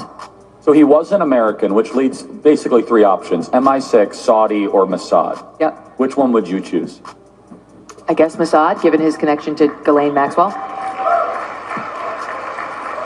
So what does that mean? Well, I mean, it's possible that that's the reason everything's getting buried, that there is some treasure trove, and it's getting buried because... How many people here believe that? Raise your hand. Okay, I'd say about half the hands think that it's... So I'm glad she said something about Ghislaine Maxwell, because a lot of people have been posing the question, if there's nothing to see, and it wasn't all that bad, and there wasn't any clients, then why is she in jail? You know what I'm saying? They have most definitely been asking that. Let's see what our people over here, and we most definitely exercise the Copyright Act of 1976 on all videos played when it comes to this situation. If there's no client list, why is Ghislaine, whatever her name is, Miss Maxwell, still in prison? They should let her go, right? Let's see what Law and Crime has to say about this. Does his associate Ghislaine Maxwell walk free? Big question has been, well, who exactly did she sex traffic minors to? And after the announcement from the DOJ and FBI, is that a valid legal point? Let's talk about, in fact, the only crimes ring. Welcome to Sidebar, presented by Law and Crime. I'm Jesse. Man, she looked like one of them people in this picture. Ooh, she look hideous in jail. Let's go. Weber. Week, the conversation has now turned to Ghislaine Maxwell, okay? And I'm going to explain why. Because as we discussed on a previous sidebar, there was this DOJ FBI memo that was released a few days ago. And it describes how the Department of Justice and the FBI conducted, quote, an exhaustive review of investigative holdings relating to Jeffrey Epstein. How, quote, the FBI conducted digital searches of its databases, hard drives, and network drives, as well as physical searches of squad areas, locked cabinets, desks, closets, and other areas where responsive material may have been stored. These searches uncovered a significant amount of material, including Homebody mommy, I agree. She said at this point, man, they playing with our intelligence. Yeah, it's most definitely something here, in my opinion. more than 300 gigabytes of data and physical evidence. The files relating to Epstein include a large volume of images of Epstein, images and videos of victims who are either minors or appear to be minors, and over 10,000 downloaded videos and images of illegal child sex abuse material and other pornography. And through that review of digital and documentary evidence, the DOJ, the FBI concluded the following, quote, "This systematic review revealed no incriminating client list." There was What? Man, absolutely not. It gotta be some names in there, man. It gotta be. Or, like they say, why is this woman even in jail? She was jailed for assisting him, getting clients, to participate in these lewd acts with these little people. So if there was no clients, that means there's no reason for her to be in jail, right? Also, no credible evidence found that Epstein blackmailed prominent individuals as part of his actions. We did not uncover evidence that could predicate an investigation against uncharged third parties. That is the section we want to focus on today, because obviously this is big news and surprising news. Surprising news, maybe not even necessarily from an investigative standpoint of what we... Man, Epstein and Clinton, Lord have mercy. And they names, him, and Bill and his wife name have been circulating in this situation as well as Trump's. Learned over the years from different lawsuits, but the perceived stance from the Trump administration, and also some of the commentary from high-profile people when it came to the Epstein files.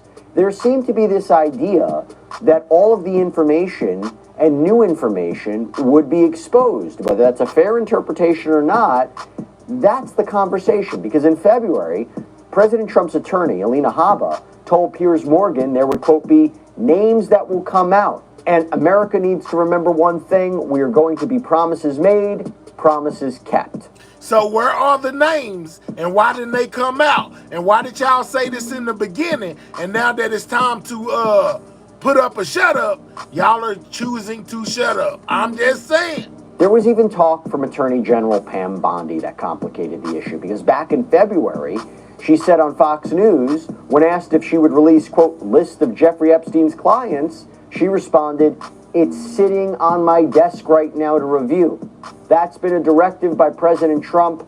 I'm reviewing that."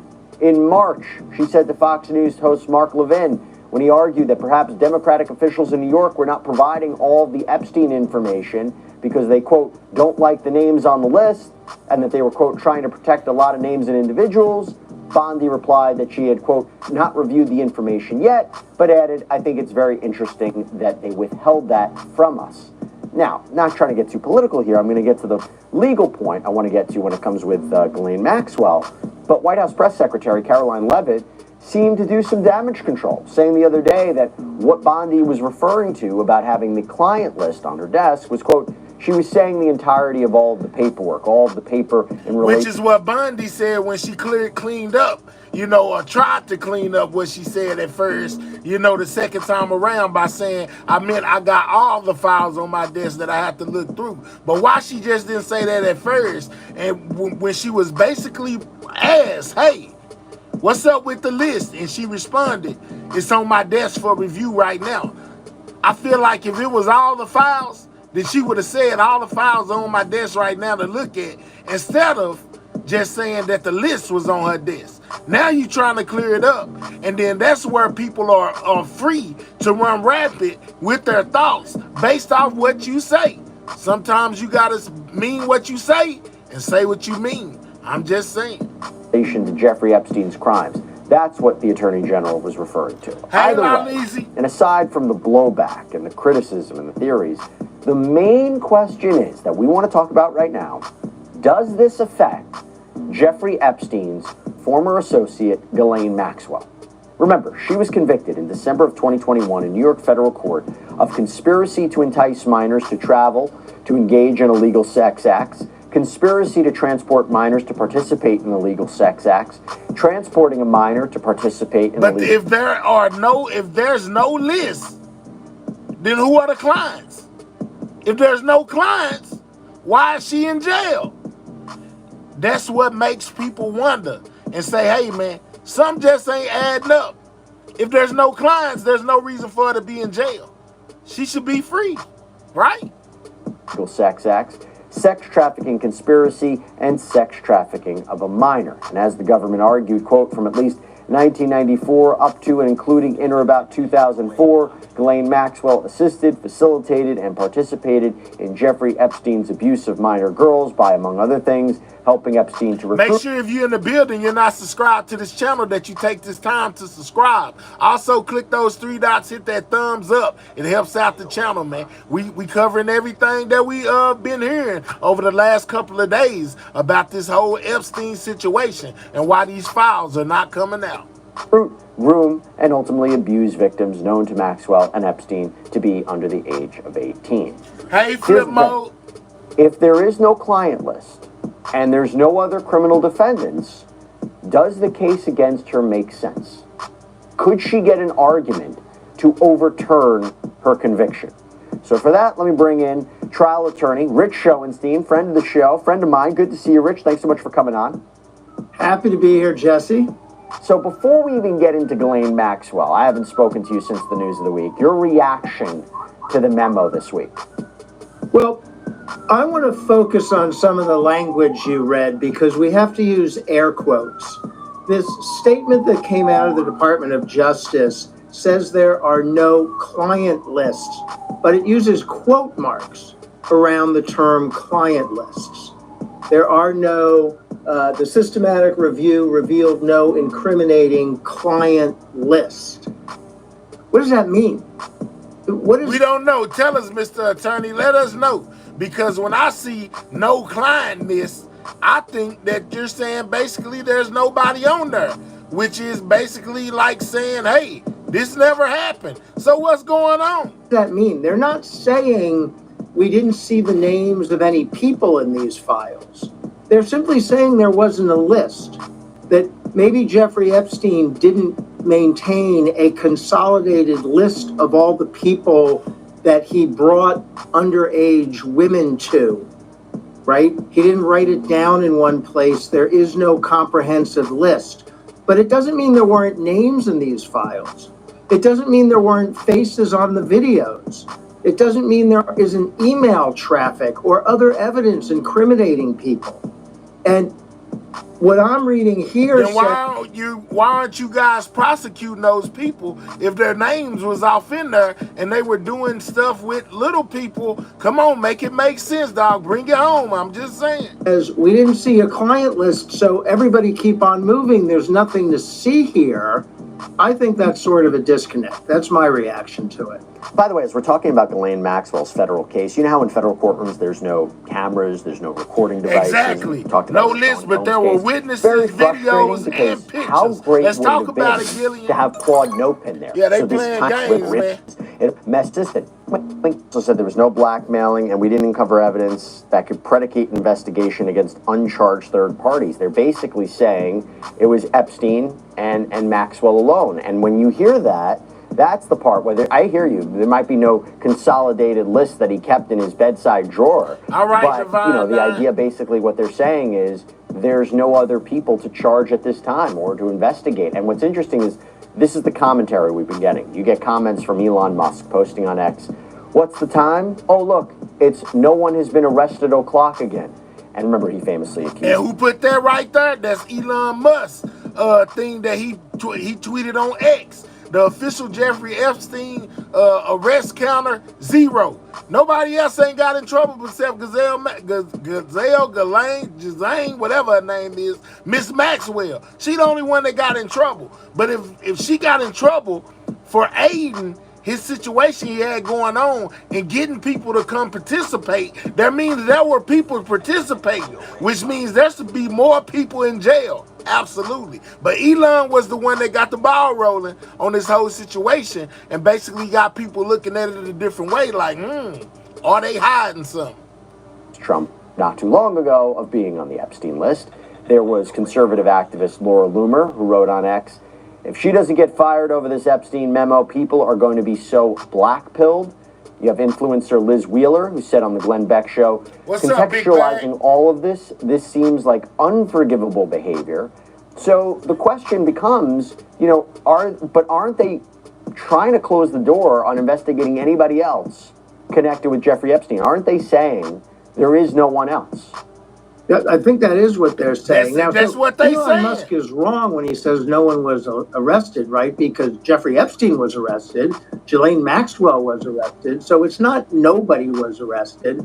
There may be other people here, but no, there are other people that need to be arrested. If they were in the paperwork or if they were seen by some of the witnesses, and their names are there, they should be in trouble too. How we gonna arrest one group and give another group a pass? Now everybody go to jail that participated. How about that? Think about this historically. We don't tend to go after the Johns. We don't tend to go after the people who pay the prostitutes or get the services of sex workers. We tend to go after the workers and the people who facilitate that and the sex traffickers. So the government could be saying, we know there were other people involved, but we're not going to prosecute them because that's not the way we expend our resources. That's not quite the way they're saying it. They're really trying to say more, we don't have enough evidence to charge anybody else. I'm a little skeptical about that, to tell you the truth. Well, now I have to get to the main aspect of this, because this has come up a lot now. So the question now is, does this affect Ghislaine Maxwell? Because how many times have people already made the argument, well, wait a second, she was convicted of sex trafficking, but sex trafficking these victims to who? If there's no list, who did she traffic them to? Man, that's exactly right. She can't put nobody in traffic if there's nobody to, drop them off to. So what is going on?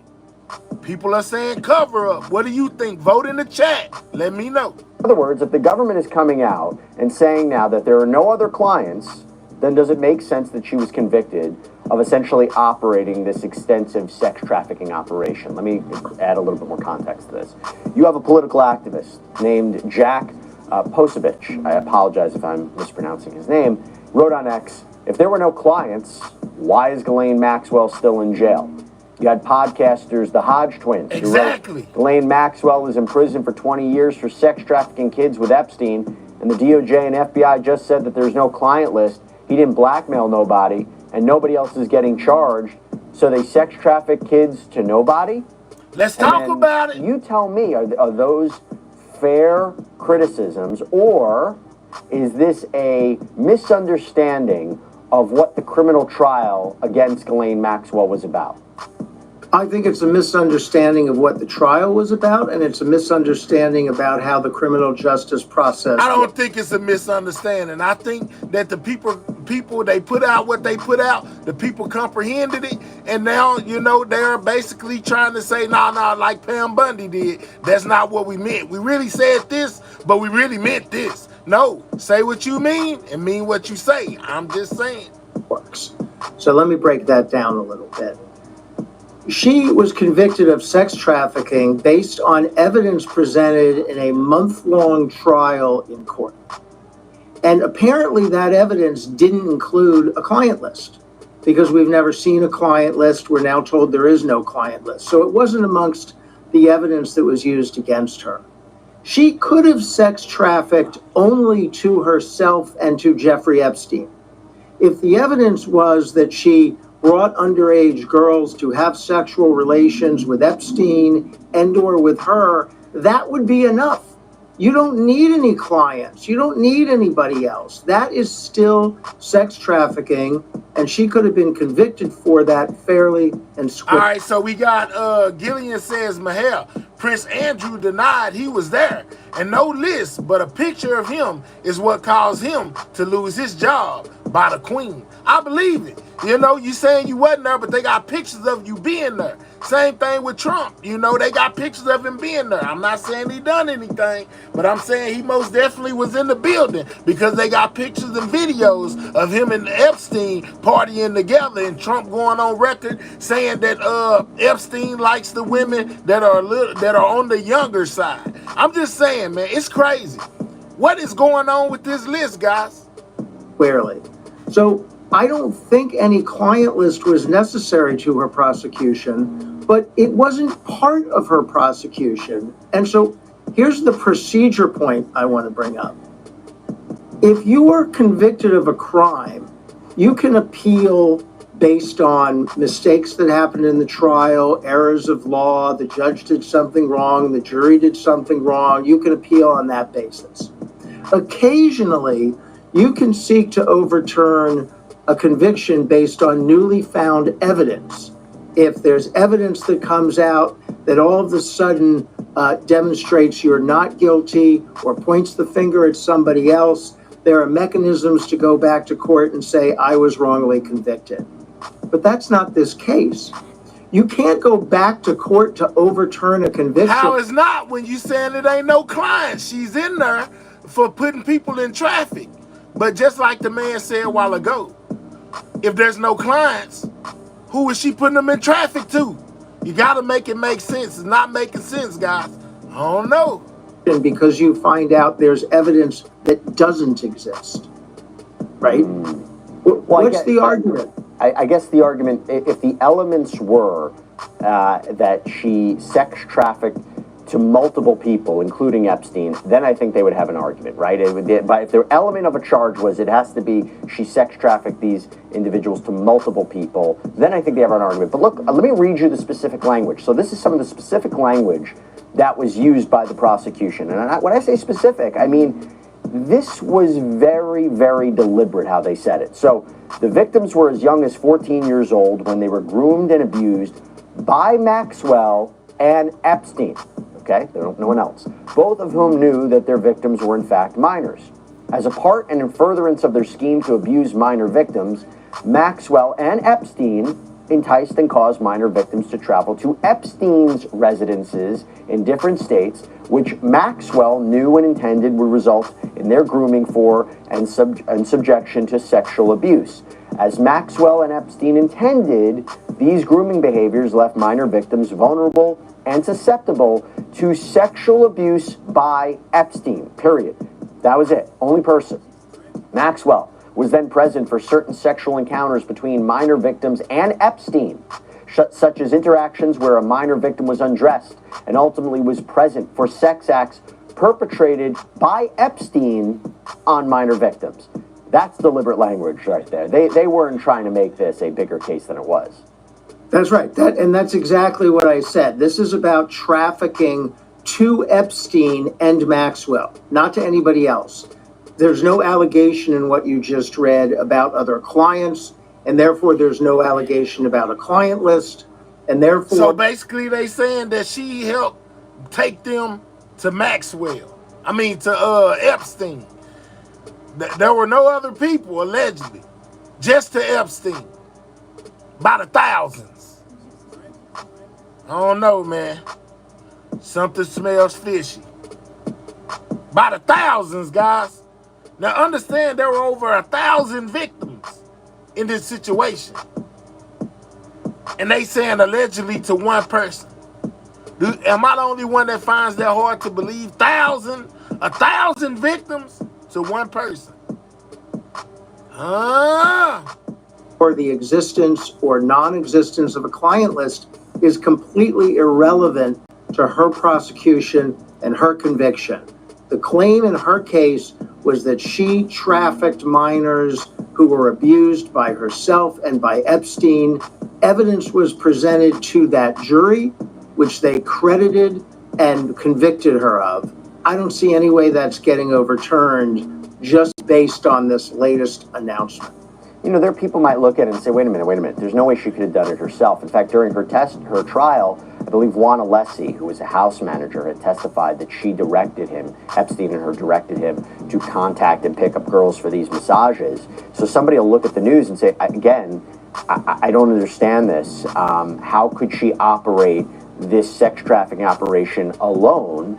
And maybe and again, I'm just playing devil's advocate, could the defense say, well, wait a second, if this news came out before the trial, we would have made the argument, there's no way that one woman... Listen, y'all, 1,000 victims to one person. Does that sound plausible to y'all?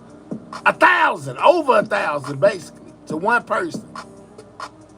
Yes, right there was 1,000 victims. I heard the same allegedly. Yeah, to one person. Come on, man. Y'all pulling my leg. Could have done all this on her own. The government's case falls apart. We would have presented that defense, and particularly if the government comes out and says there's no third parties. Is that a stretch? Yeah, I mean, you could have made that. You could have presented that defense anyway.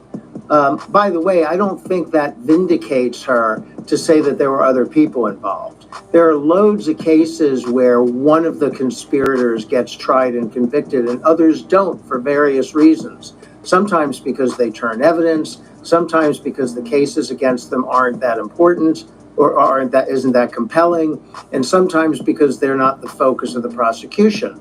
Prosecutors tend to go for the top, the heads. When you're messing with little ones, I think everybody should be targeted by the prosecution, not just certain people. If you're involved, you go to jail. That's how I feel. What are you talking about? They tend to be targeted by the prosecution. They want the big. I want the little people, the middle people, you know what I'm saying? The tall people and the short people. Anybody that was involved, I want everybody in trouble. Of the criminal misconduct. So here they went after Epstein and they went after Maxwell.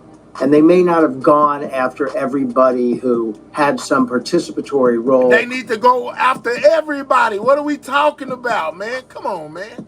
That doesn't exonerate her. That's not enough to do it.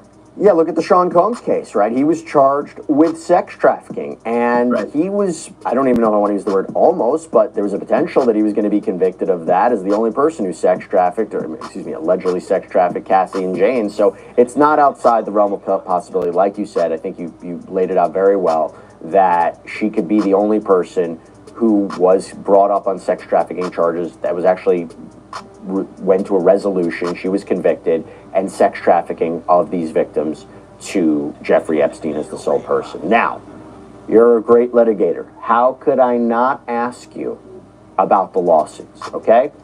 So let's talk about this. Through litigation, what have we seen over the years? A lot of accusations. Prince Andrew was accused of sexual assault. He settled a civil lawsuit against him. He's always denied the claims, though. You had famed Epstein accuser Virginia Giuffre, who tragically died in April, who claims that she was forced to have sex with New Mexico Governor Bill Richardson, billionaire hedge fund manager Glenn Dubin, French model scout Jean-Luc Brunel. She also famously accused lawyer Alan Dershowitz as being one of the men that Epstein had pimped her out to. Not only, by the way, has he adamantly denied those allegations each and every time, but Giuffre actually dropped her own lawsuit against him a few years ago. The question now is, based on what the government just said, is all of that meaningless? And what do I mean by that? Is there no merit based on this announcement? Do we say none of this can be true? There is no list. It means that there were no other people, there were no other alleged abusers, there was no one else that was involved.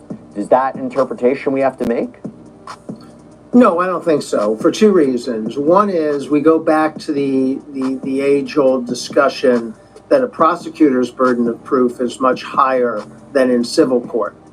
So it may be that the prosecutors don't believe there's adequate evidence to go after any other people, but a civil litigant, especially a civil litigant who claims they were personally abused, thinks there is adequate evidence to go forward in a court.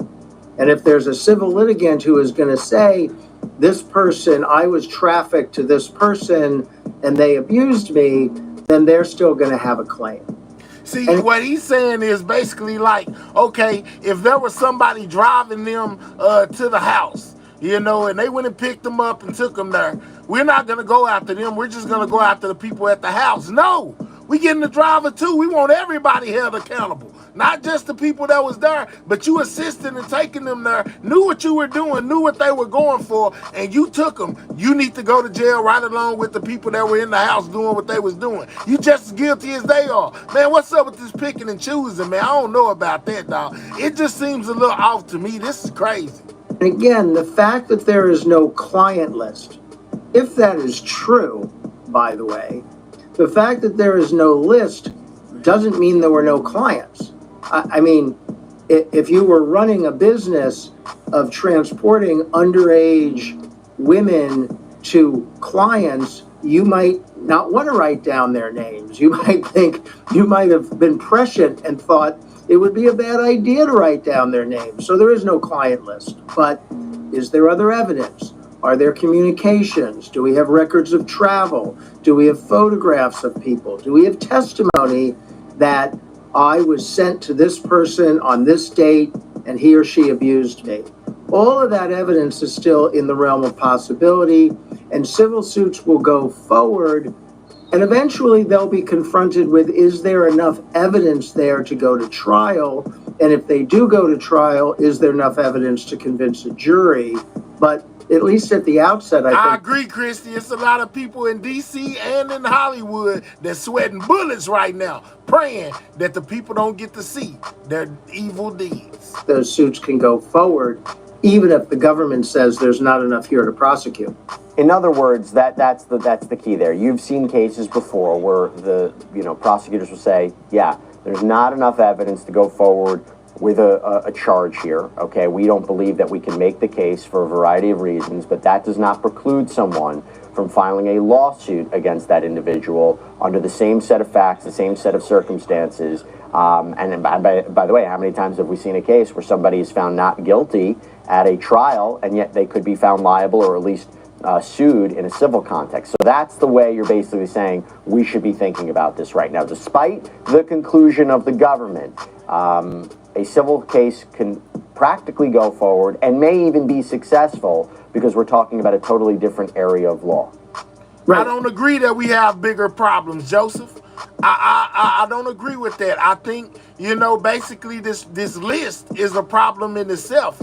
There were underage people involved in this list by the thousands. That is most definitely a problem. And whether you're a politician, an actor, a musician, if you took part in what was going on, you need to be in the courtroom somewhere waiting to get sentenced, just like Diddy, just like anybody else would. Just because you hold a particular point of power doesn't make you above the legal system. If you are a part, you need to go to jail. I think that this is a big deal, just like anything else.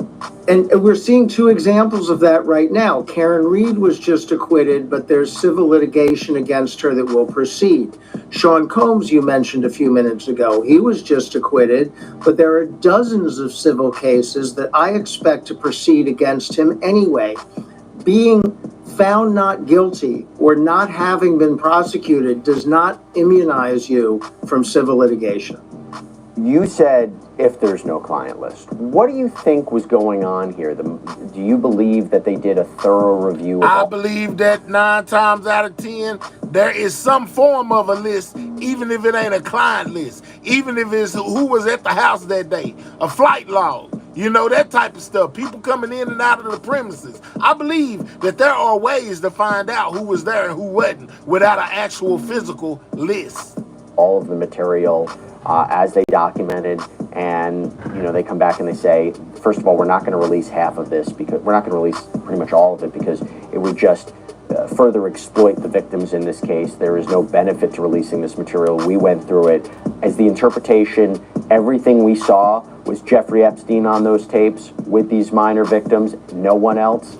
Because to come out with this statement, it's not like they had a deadline. It's not like they had to come out on that Monday and be like, all right, we're coming up with a decision where you have to... They released a statement that it seemed like they would hope would end the conversation. It clearly has not.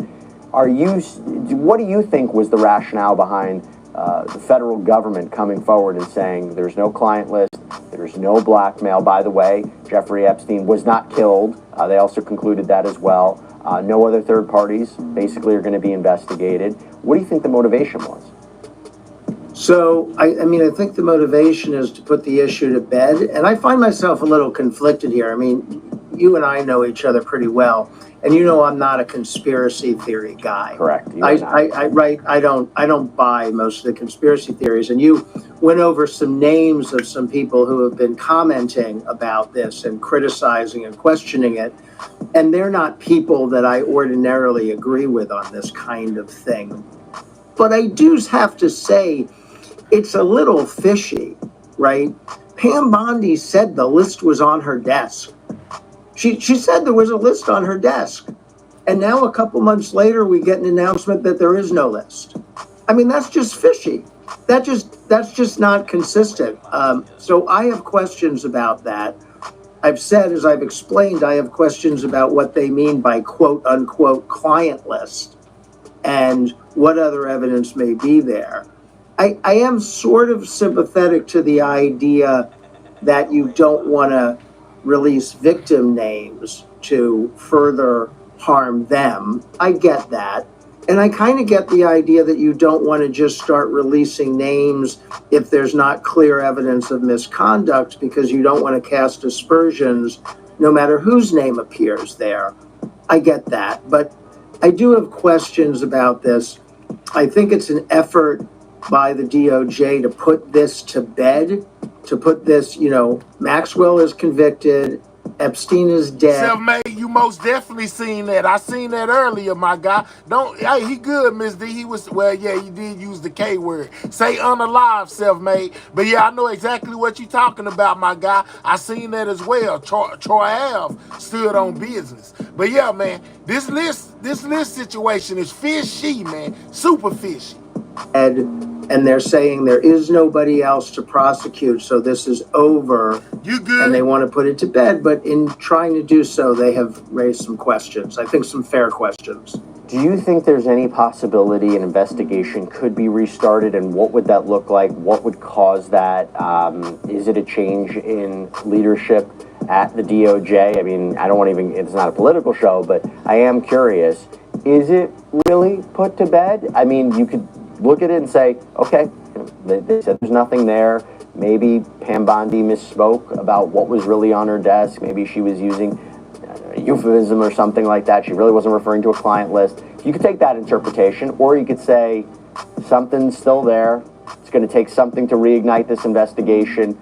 I don't know whether it's a lawsuit, whether it's a... Thank you for gifting that membership, Gillian. You know what I'm saying? If you received that, make sure you thank Gillian, because she did it and she didn't have to. Shout out to you, Self-Made. It looked like you was the recipient of that gifted membership, my guy. An investigative documentary, whether it's news reporting, whatever it might be, whether it's a change at the DOJ. Do you think there's a possibility that this is not the end of the story, and that, again, I don't know if there's other people connected to Jeffrey Epstein. I have no idea. But do you think this is really the end of the story? So, I don't know. And I take your point, we're not doing a political show here, so I'm going to go soft. But the DOJ is supposed to represent America. It's not supposed to change based on what political party is in office. They're supposed to prosecute cases as they see fit to prosecute, regardless of political influence. And unfortunately, we've seen a lot of political influence in the last year. We just have. So the DOJ is being guided by politics, which may or may not have something to do with this. One of the problems when you guide the DOJ for political reasons is then you put into question everything the DOJ does. This may be a purely legitimate decision of the DOJ not to prosecute something, and we're all thinking about politics because we know there's been political influences on the DOJ. It really mucks it up. So could a change in leadership change the approach? I imagine. Also, there's still state prosecutors. Also, there's still civil litigation, as we discussed. So I don't think the issue is dead. I think just the idea that the DOJ was going to come out with a list of names and prosecute people, that for the moment is dead.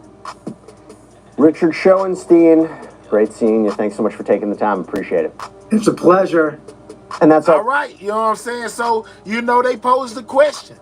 If there's no list, why is Ghislaine Maxwell in jail? You know what I'm saying? Because if there's no list, there's no reason for her to be there. Who could she have put in traffic, to these potential people? If there's no people, she could have put in traffic too. And then we seen them read off basically where they saying that basically it was all the Epstein. Over 1,000 people? 1,000? I find that hard to believe, y'all. I'm still questioning. You know, what's going on with this whole situation, man? Let's see what Chris Cuomo over here at News Nation had to say about all this. And left come to be reasonable. Epstein is not going away. And I have for you tonight the best answers about what else is there for you to know. But I want to talk a little bit about why this fiasco, why we are where we are, and why it bothers me personally, okay? Now again, Epstein isn't going away. Not because there is a client list. I've told you many times, I have solid sourcing on Epstein. It was never a big coverage thing for me. But this question was a nagging one. And this notion of Epstein having a blackmail file or files, and that he has a roster of powerful men who exploited girls from jump. And everybody around the case knows that these are false offerings. These are promises that are fake. And the people saying they would deliver them have been deceiving you, in most cases, for profit, right? And that takes us all the way up to the top 2 men at the FBI. I've had more than one person say, you know, look, take it easy on Cash, take it easy on Bongino. You know, when they said what they Now, said, remember, we heard Cash and Bongino, basically names have been coming up saying, hey, they're looking to step away from the MAGA movement if they don't get rid of Bondi for what she put out there to the public. They got a lot of people asking all these questions. Could it be a connection? You know, I don't know. I could have sworn the list came out years ago. It didn't, Yaya. That's why people are pushing for it to come out now, because they want to know exactly who name was on this alleged list that the DOJ is now saying doesn't even exist. said about Epstein, you know, they were entertainers. You know, they were entertaining on the podcast. Really? Do people really listen to Rogan or Alex Jones or Tucker Carlson or Megyn Kelly or any of these flamethrowers on the right? And check this out. We need 25 more on that like button, guys. Click the 3 dots, hit the thumbs up. Make sure you subscribing to the channel if you are new. This is everything that I was able to uncover about what's going on with this Epstein situation, man. We most definitely were walking it down. For entertainment purposes? I don't think so. Judging by how their audiences echo many of their empty arguments and match their outrage in my comments. But these people they know they're shining you on. Don't take my word, take their word. Continue to hit that like button, guys. Let's get the likes up. We need 20 more likes to be at 300. 20 more, y'all. Click the 3 dots, hit the thumbs up. His own lawyer argued no reasonable viewer would conclude that Carlson was conveying the actual facts of the story. The judge wrote in his decision, as defendant notes, Mr. Carlson is not stating actual facts about the topics he discusses and instead engaging in exaggeration and non-literal commentary.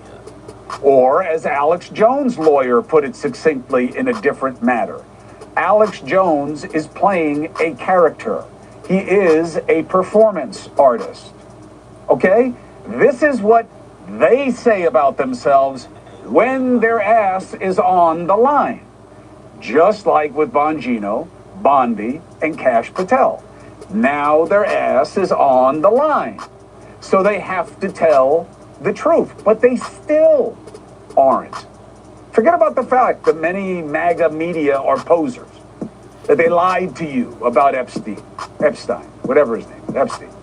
But that's not the only reason it's going away. The reason it's not going away is not because of the facts. It's the symbolism. It's not going away. People are going to continue to question what's going on with these files until they get them, whether it be now or later. Man, I feel like something regarding these is going to come out, whether it be this president or the next one that puts them out there. It's going to come out because people ain't going to stop asking. It's what this story means to many of the MAGA folk. Now, the left, I don't think they really care about this. They're just enjoying the negativity among the MAGA ranks as if that's good for their cause. Here's what leader Jeffries had to say today. There are only 2 things that are possible here. And I showed y'all this at the beginning. Option 1 Donald Trump, Pam Bondi, and the MAGA extremists intentionally lied to the American people for years. Option 2, they're engaging in a cover-up. Now, look, he knows the answer, okay? And it's actually option 3. Trump has people around. Trump played with this conspiracy, there's no question. But he picked people around him who do a lot more than he has when it comes to Epstein, okay? But Jeffries knows that it's not that it's simply a cover-up. He knows that there are things that are not in their control that many of you would want to know about. And you also got to ask Jeffries, if he thinks it's so important that he wants to talk about it, why hasn't he made a fuss about getting it out? Because he could have told you the same things that they're not telling you. And I got to tell you, I don't really understand why they won't tell you what Alan Dershowitz is going to tell you tonight. Maybe they do really become a uniparty when it comes to protecting the people who fund their campaigns and what class of people they look to protect. What's up, Lenise? Instinctively. Let's go back to the right, because this is really, they own this.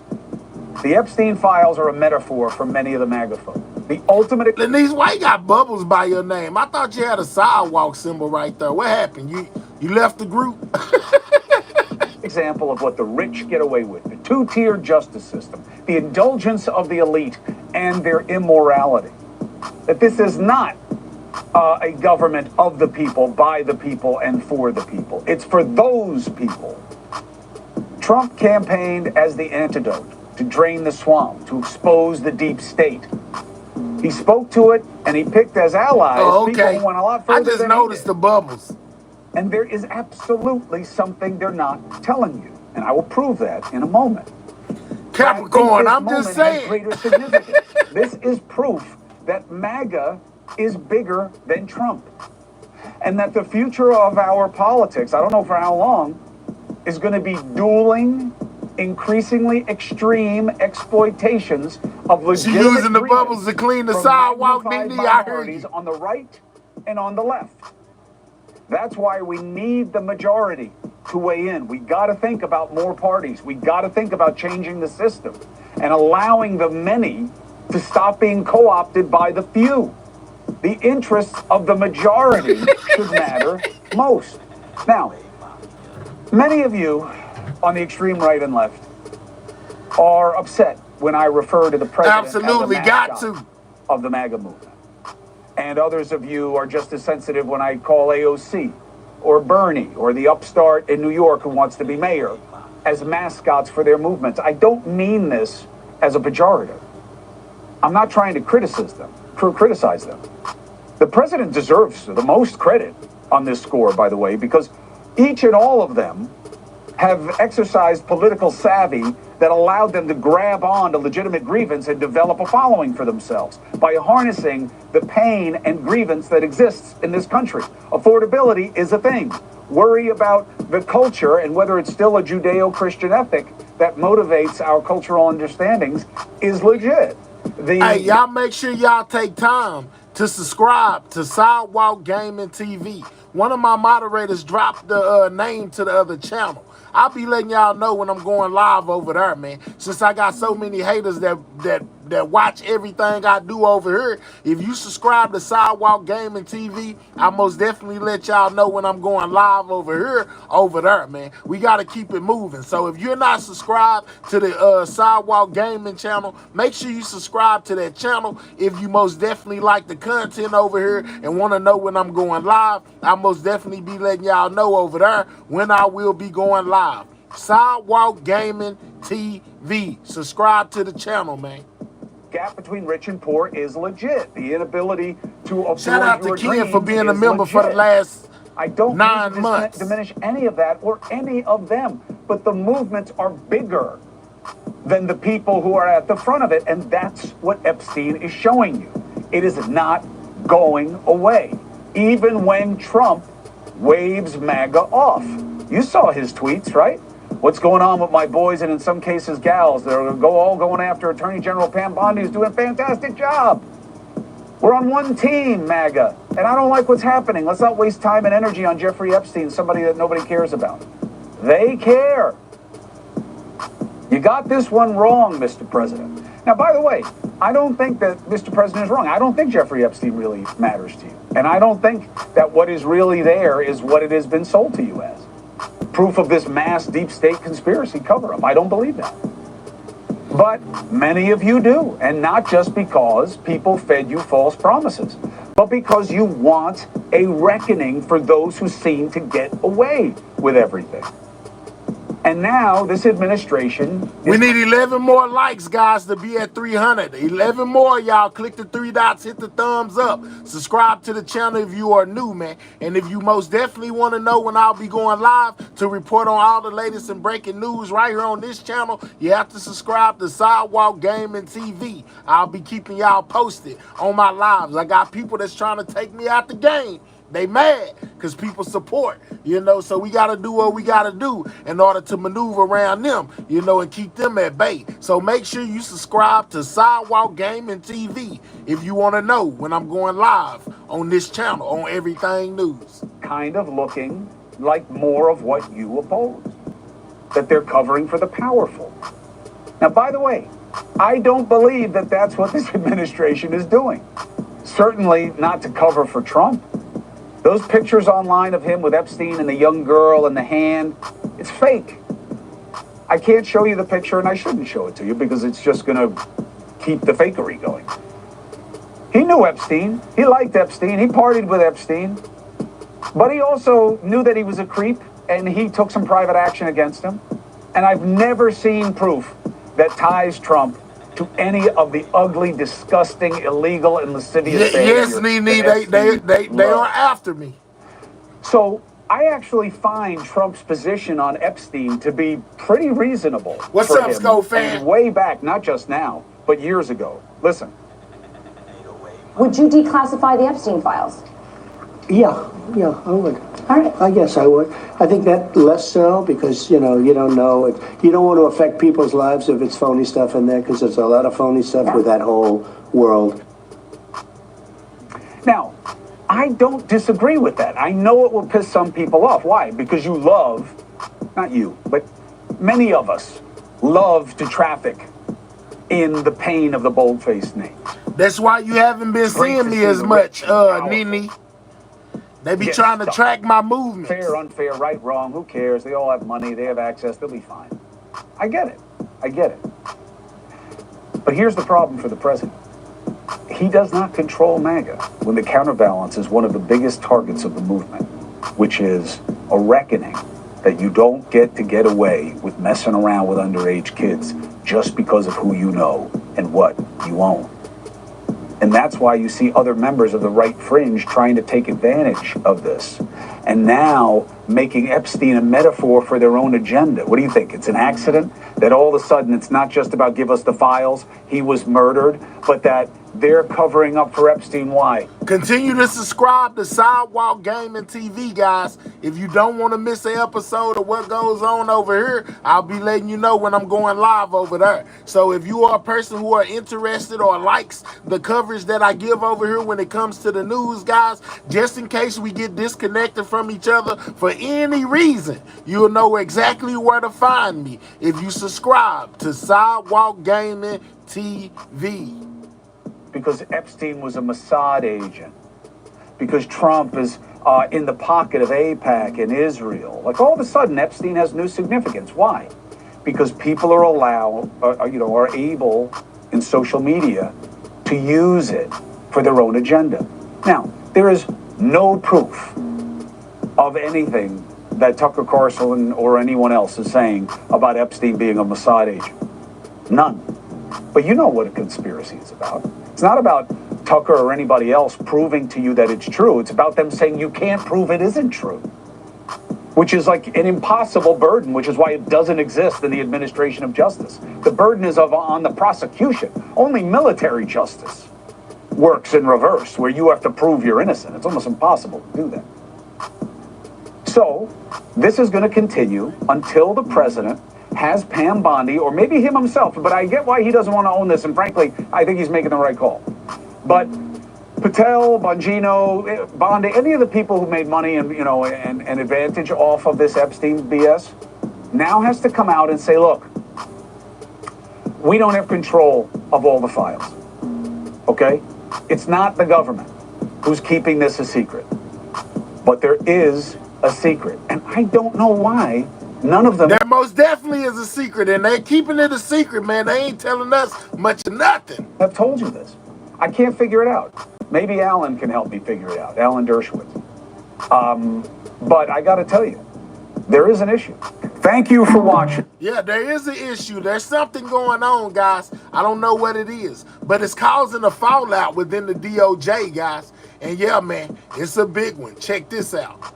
This today is about fentanyl overdoses throughout our country and people who have lost loved ones to fentanyl. That's the message that we're here to send today. Pam Bondi look like she getting older due to all the stress that is going on with all these people asking her about the Epstein files, guys. It's like it's stressing her out. I would be stressed too. It's a lot going on. We most definitely exercise the Fair Use Act of 1976. This is most definitely for news reporting and educational purposes only, man. You know, a lot of people are outraged at her for saying that it was on her desk and then saying that it's nothing. And, you know, it's a lot going on, guys, when it comes to this whole Epstein situation. And they basically giving Pam Bondi the 10th degree. Nothing about Epstein. I'm not going to talk about Epstein. I know you don't want to. Not going to talk about it. Fentanyl is a legitimate, serious, deadly issue in this country. The Justice Department has every right and priority to look into it, talk about it, put policy forward on that. But Epstein is an issue in its roiling Justice Department. Yeah, but she went out to a press event at the DEA headquarters in Virginia to talk about initiatives involving fentanyl and involving drug abuse and drug interdictions. But the questions were about Jeffrey Epstein because so much focus has been placed on Pam Bondi on this. Thank you, I mean, Gillian. there's so many different players in this sordid drama, but right now Pam Bondi is at the center of what to do with the files. If there are files to be released, it's her decision whether to do so. And so many allies of the president are urging her to do so. It's not the Democrats. It's not third parties. It's powerful people in the MAGA universe. And she right now is in the political epicenter of the storm. And asked about this today, the president said he still supports Pam Bondi as Attorney General. And then he made some sort of reference, I couldn't quite distill it, about maybe other information that is in their possession or that might come to the surface. I don't know what the path out of this is, and that's a problem as we start the week here in Washington. It was as misleading to you as it was to me. It was cryptic, it was broad. Right. But here's the thing. These are the people who have said Pam Bondi might want to consider more transparency. House Speaker Mike Johnson, Lara Trump, President Trump. These are not the people who are there to criticize Pam Bondi, but it's also unclear what there is to release. I mean, they tried this last week. A 2-page memo said the death was by suicide. There is no list of cohorts of powerful people who helped Epstein and there's no children. Reason to believe there could be successful prosecutions of third parties, meaning accomplices who work either with Jeffrey Epstein or Elaine Maxwell. What's more, if there is a file of people who may have been investigated but were exonerated or for whom there was no evidence of misconduct, you can't just release that. You can't unring a bell of an innocent person ascribed to a crime. And that's, I think, what Pam Bondi has alluded to in the past. These files do not include information that is relevant. This information also includes child exploited images, too. We can't be releasing this stuff. But that hasn't quieted calls that are inside the House. Right. And inside the House, there was an effort by the president today to kind of muddy the waters, saying these files were phony Obama-Biden files, somehow casting some sort of doubt about either their relevance or their believability. Yeah, I'm not sure how much traction within the MAGA base that's going to work. That's not effective because, again, it hasn't quieted the calls from the Trump-aligned surrogates, from the people who have big audiences, big megaphones through which to scream. But the one megaphone that's gone silent is Dan Bongino, Deputy FBI Director, who didn't show up for work Friday, had some heated exchange with the Attorney General over the Epstein matter. He's back on the job, we're told, but he has been... He said we got your back. Support the channel already, man. Make sure you subscribe to Sidewalk Gaming TV so that we never lose touch and you always know when I'm going live on Everything News. Yeah, it's a gaming channel, but most definitely it's to keep y'all updated on when I'll be going live, since I got these people hanging around trying to do stuff to my channel, guys. Silent on social media, and if you know Dan Bongino, his millions of followers, his huge talk radio audience, he doesn't go silent very often. Scott McFarland, always a pleasure, sir. Thank you so much. Investigative reporter for the Miami Herald, Julie K. Brown, joins me now. She has been reporting on the Epstein story for years. Julie, it's a pleasure to have you on our program. Talk to me about what all this stuff going on in Washington does or doesn't mean to the victims of the Epstein. All right, so this lady right here, why she's important is because she's been covering the Epstein situation since it began. She got a lot of details that a lot of people don't got, you know, and basically is able to let us know if there's more to this story than what they're putting out. In saga. Well, it's just another disappointment upon disappointment for these victims, some of whom have been brave enough to go public with this case and have urged the Justice Department for years to more thoroughly investigate the case and to hopefully get to the root of who helped Epstein, because the reality is Epstein did not do this by himself. He could not have operated this by himself. She said he did not do this by himself. I believe her. Had a staff of people that literally did everything for him.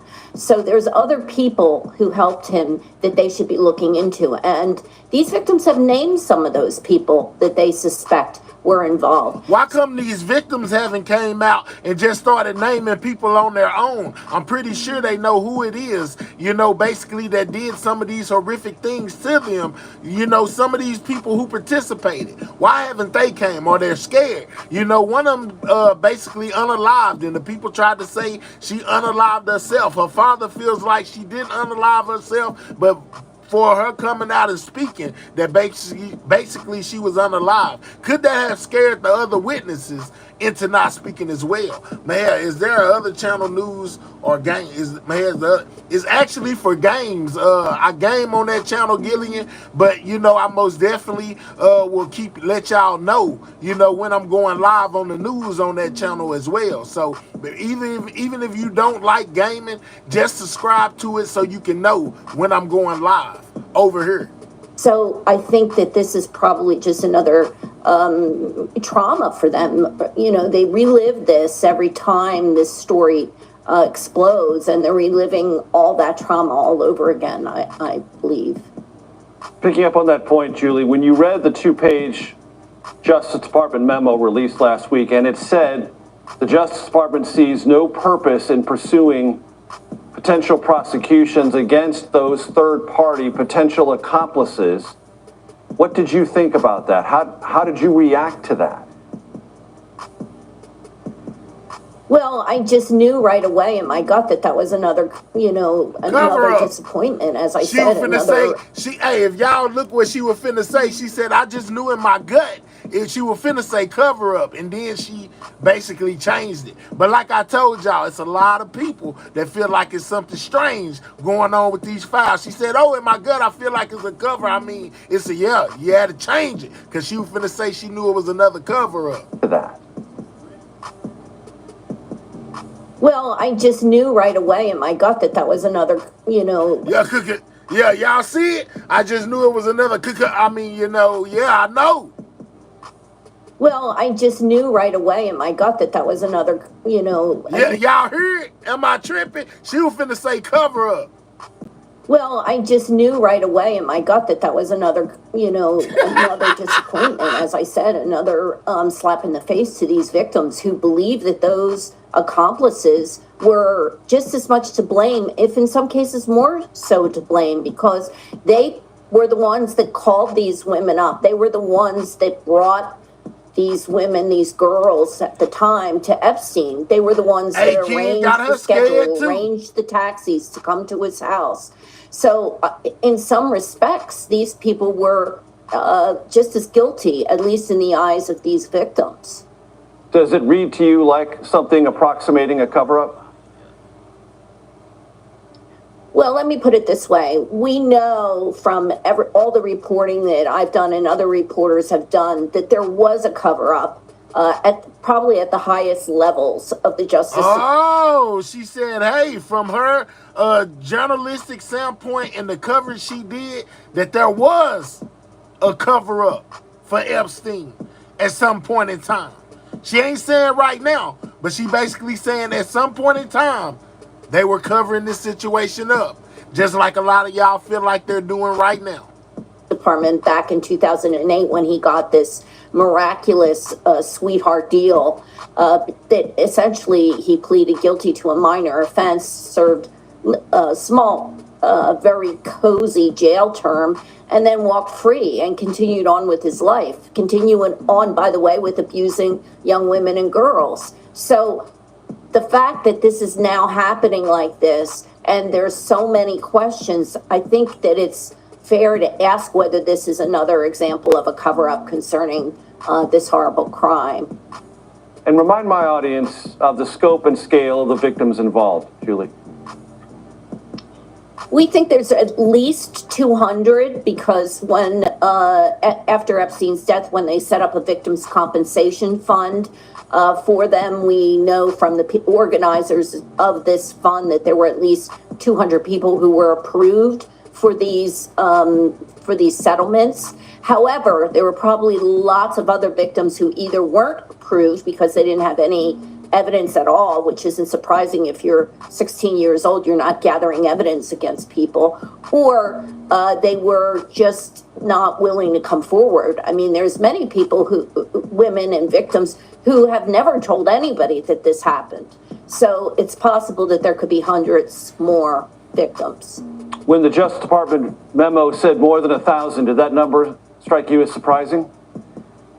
Yeah, it did. It sounded a little high based on what I know, but that doesn't mean it.